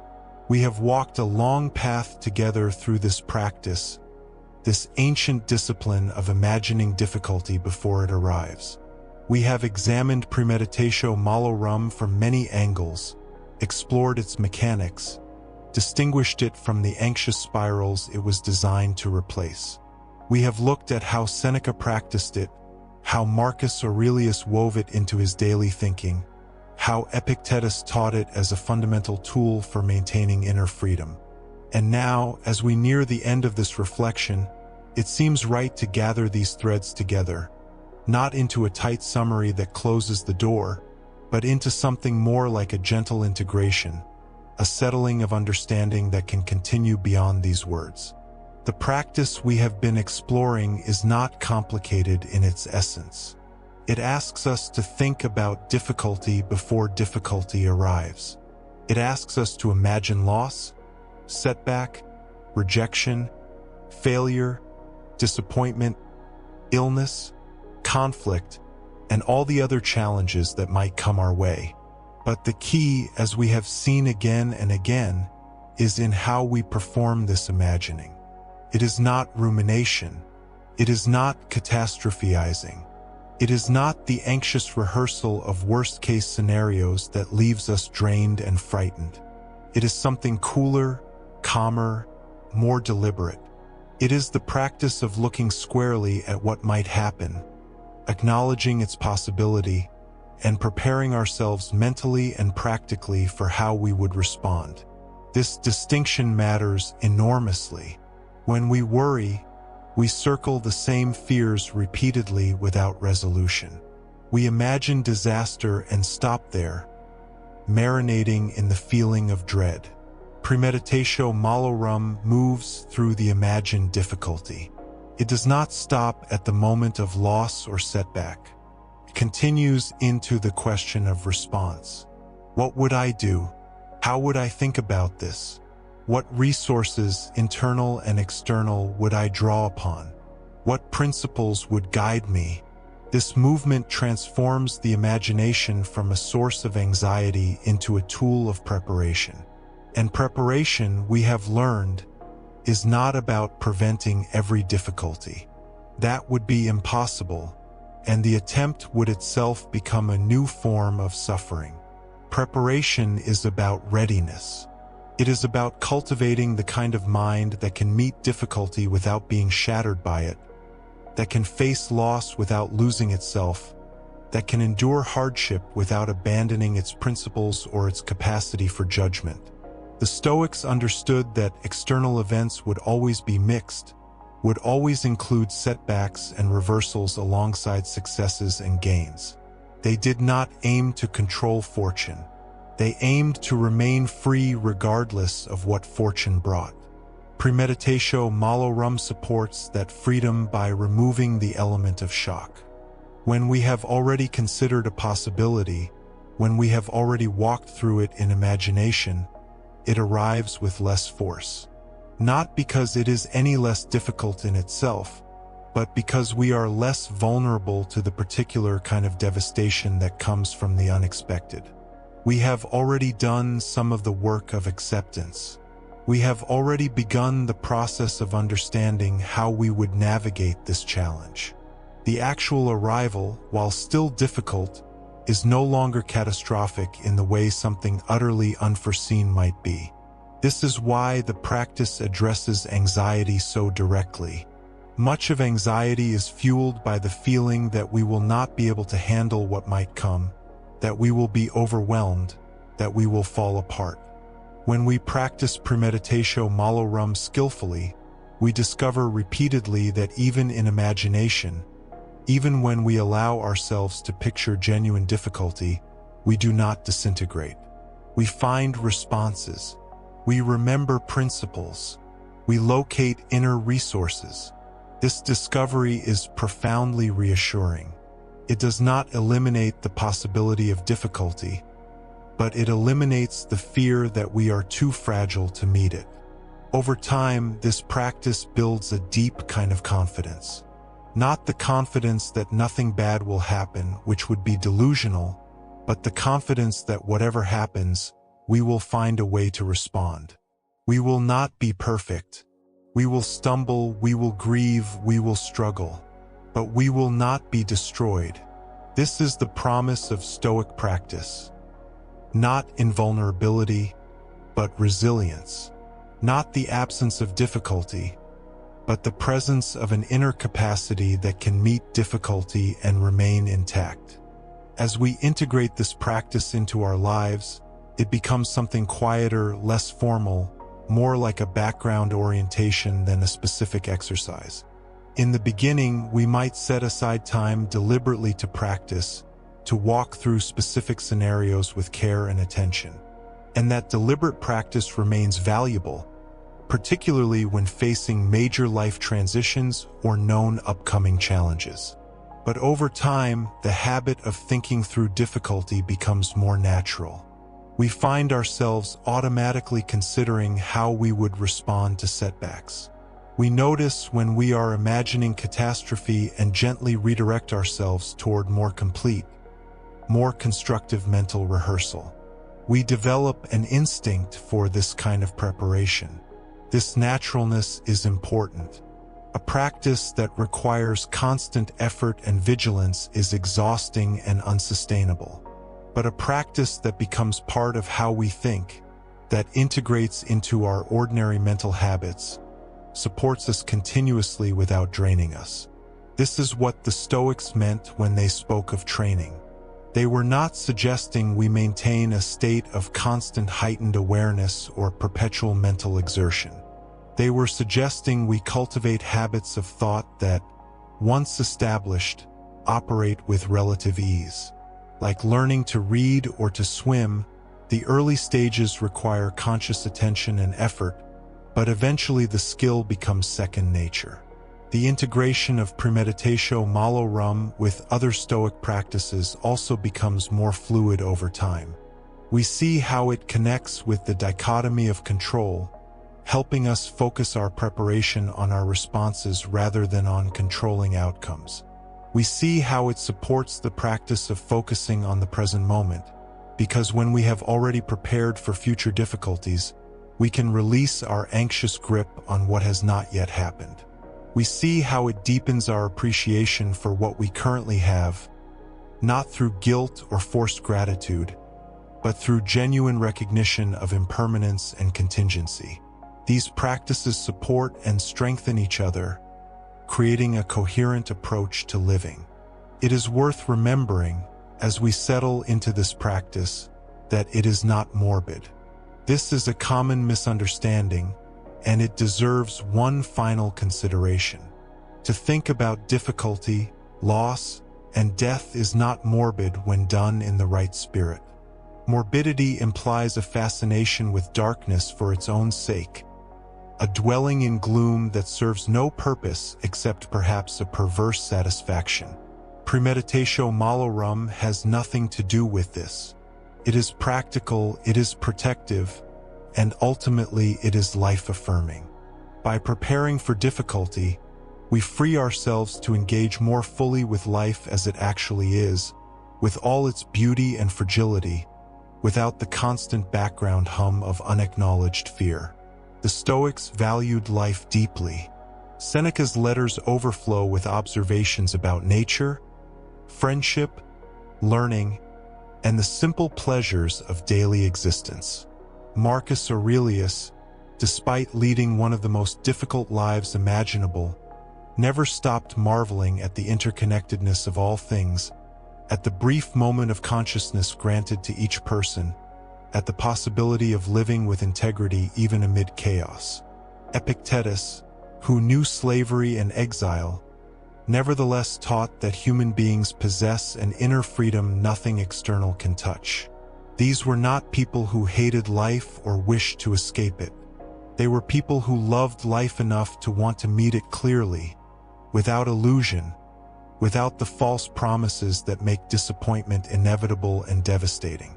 When we practice premeditatio malorum, we join that tradition. We say yes to reality as it is, including its difficulties. We commit to meeting life with open eyes and prepared hearts. We refuse the tempting but ultimately destructive bargain that says we can be happy only if certain things never happen. Instead, we claim a deeper happiness, one that can persist through varied circumstances because it is not dependent on circumstances remaining forever favorable. This is not resignation. It is not pessimism. It is realism combined with determination, clear-sightedness combined with courage. There is a particular quality of peace that comes from this practice, different from the peace of naivety or denial. It is the peace of someone who has looked at difficult truths and not turned away. It is the peace of preparedness, of knowing that while you cannot prevent all hardship, you have cultivated the capacity to respond. This peace does not require everything to go well. It does not depend on favorable circumstances. It exists alongside vulnerability, alongside the real possibility of loss and pain. And perhaps because it exists alongside these things rather than in denial of them, it is more stable, more trustworthy, less liable to collapse the moment difficulty actually arrives. This peace also allows for deeper relationships, for more genuine connection. When we are constantly anxious about loss, we tend to grip tightly to people and things, trying to ensure they will never leave or change. This gripping creates tension. It makes relationships feel claustrophobic. It prevents the kind of easeful presence that allows love to breathe.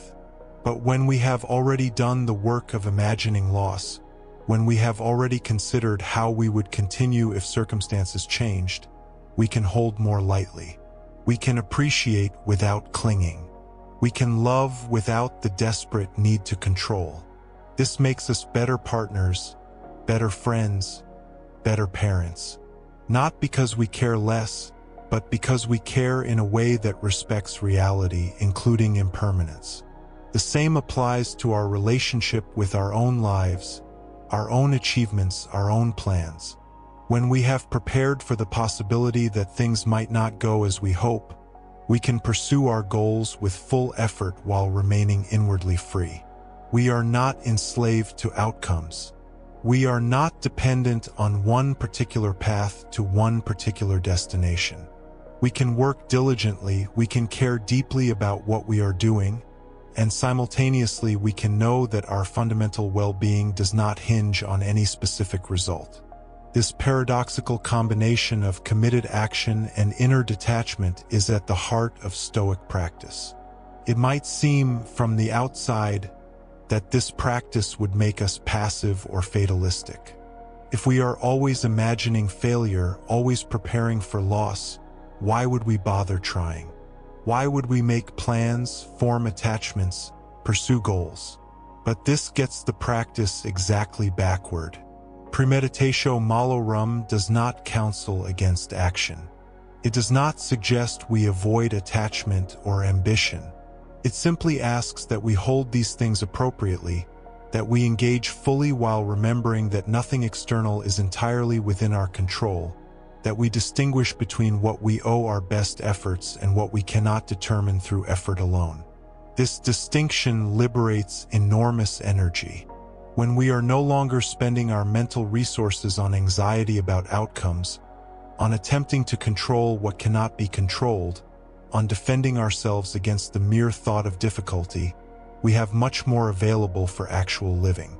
We can focus on the quality of our efforts, on the virtue of our intentions, on the wisdom of our responses. We can be more present in our work, more attentive in our relationships, more observant of the world around us.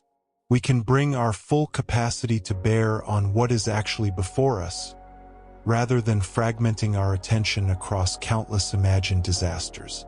The Stoics understood that most of what we suffer in imagination.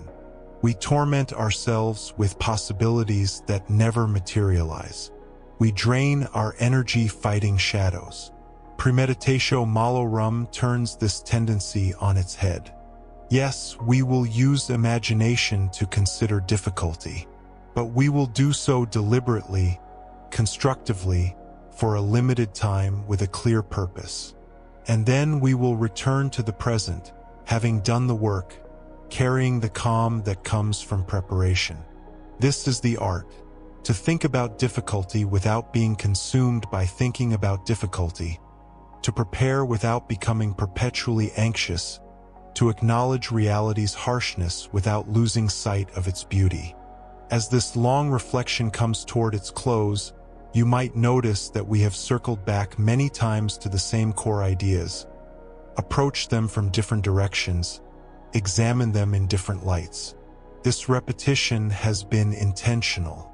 Philosophy, unlike information, cannot be simply downloaded or quickly absorbed. It requires time, it requires consideration, it requires that we turn ideas over in our minds until they become not just understood but familiar, not just familiar but integrated into how we actually think and live. The practice of premeditatio malorum is simple enough to describe in a few sentences, but living it, making it part of your actual mental habits, requires something more than understanding.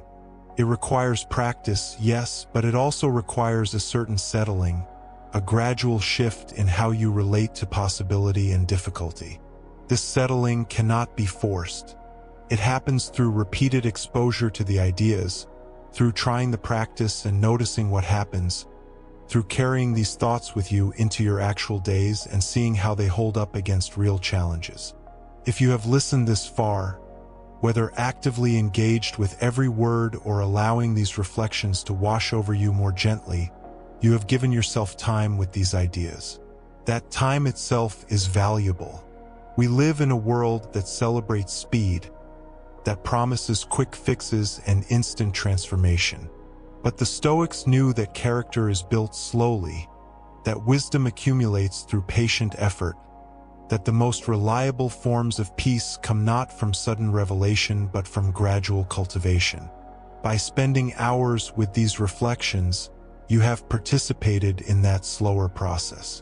You have signaled to yourself that you are willing to take the time to do the work, to build something durable rather than grabbing at quick solutions.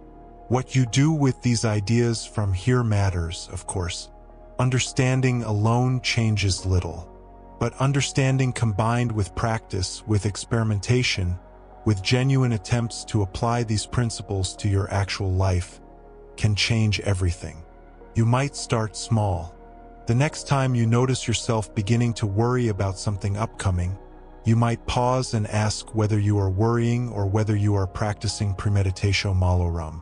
If you are worrying, circling the same fears without resolution, you might redirect yourself. What specifically am I concerned about? How would I respond if this difficulty actually occurred? What would remain within my control? What principles would guide me? These questions, asked sincerely, begin to transform anxiety into preparation. They do not eliminate concern, but they channel it into something useful. And gradually, through repeated practice, you may find that anxiety loses some of its grip. Not because you have eliminated it through force or denial, but because you have given your mind a better alternative, a more constructive way of engaging with uncertainty and potential difficulty.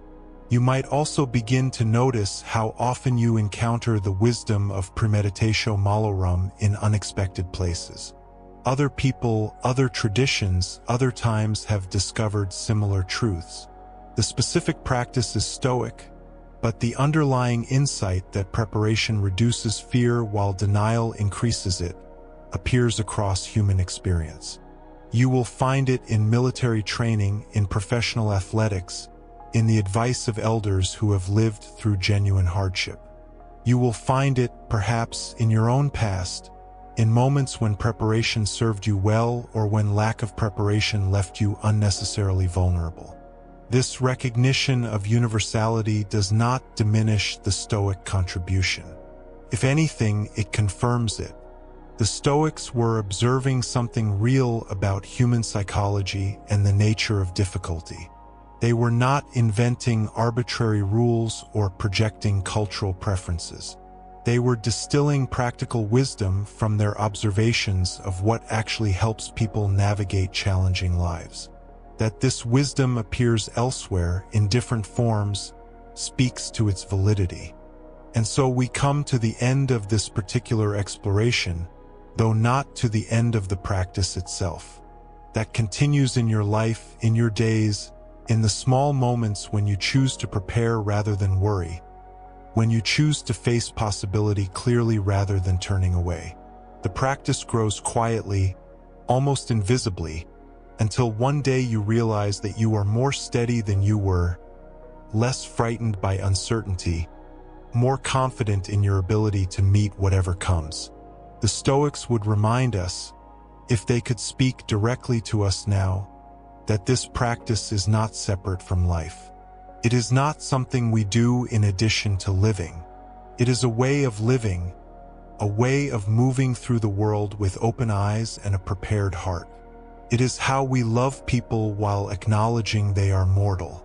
It is how we build things while acknowledging they are impermanent. It is how we care about outcomes while remaining free regardless of outcomes. It is, in short, how we live fully in a world where nothing is guaranteed, nothing is permanent, and difficulty is always possible.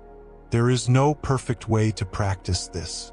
You will sometimes overdo it, imagine difficulties too vividly or too often, and need to pull back. You will sometimes avoid it, preferring the temporary comfort of denial, and need to gently redirect yourself. You will find your own rhythm, your own approach, the specific ways this practice fits into your particular life with its particular challenges. That personal adaptation is not a deviation from the practice. It is the practice itself, alive and responsive rather than rigid and theoretical. What matters is the direction, the intention, the commitment to meeting reality clearly. What matters is choosing, again and again, to prepare rather than to panic, to face rather than to flee, to respond rather than to merely react. These choices, accumulated over time, become character. They become the steadiness that others notice, the resilience that surprises even yourself, the quiet confidence that comes from knowing you have already walked through difficulty in imagination and found that you did not break. The ancient Stoics practiced this in circumstances most of us will never face. They practiced it under tyrannical emperors, during plagues, in exile, in slavery, in war. They practiced it not because their lives were easy and required no real preparation, but because their lives were genuinely hard and preparation was essential. Yet even they, facing such extremes, found that the practice worked.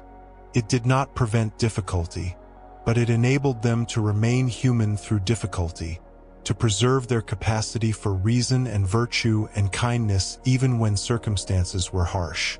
You may never face such extremes, or you may. We cannot know. But either way, this practice prepares you.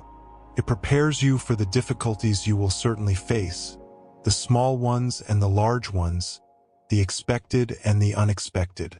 It prepares you by making difficulty less foreign, less terrifying, less capable of destroying your peace. And in doing so, it frees you to live more fully now, in this present moment with all its unknown possibilities. So let this practice be with you. Let it be something you carry lightly, without strain, without constant vigilance, but also without forgetting. Let it be part of how you think, how you plan, how you face the future. Let it give you the peace that comes from preparation, the confidence that comes from having already looked at what might come and finding that even then, even in imagination facing genuine difficulty, you remain. You respond. You continue. And in that continuation, quiet and steady and unbroken despite all that comes, you find what the Stoics promised. Not the absence of difficulty, but freedom within any difficulty. Not the elimination of challenge, but the capacity to meet challenge without being diminished by it. This is what the practice offers. This is what awaits your continued attention and effort. May you practice well. May you meet what comes with clarity and courage. May you discover, in your own life and your own way, the deep peace that comes from being prepared to face anything.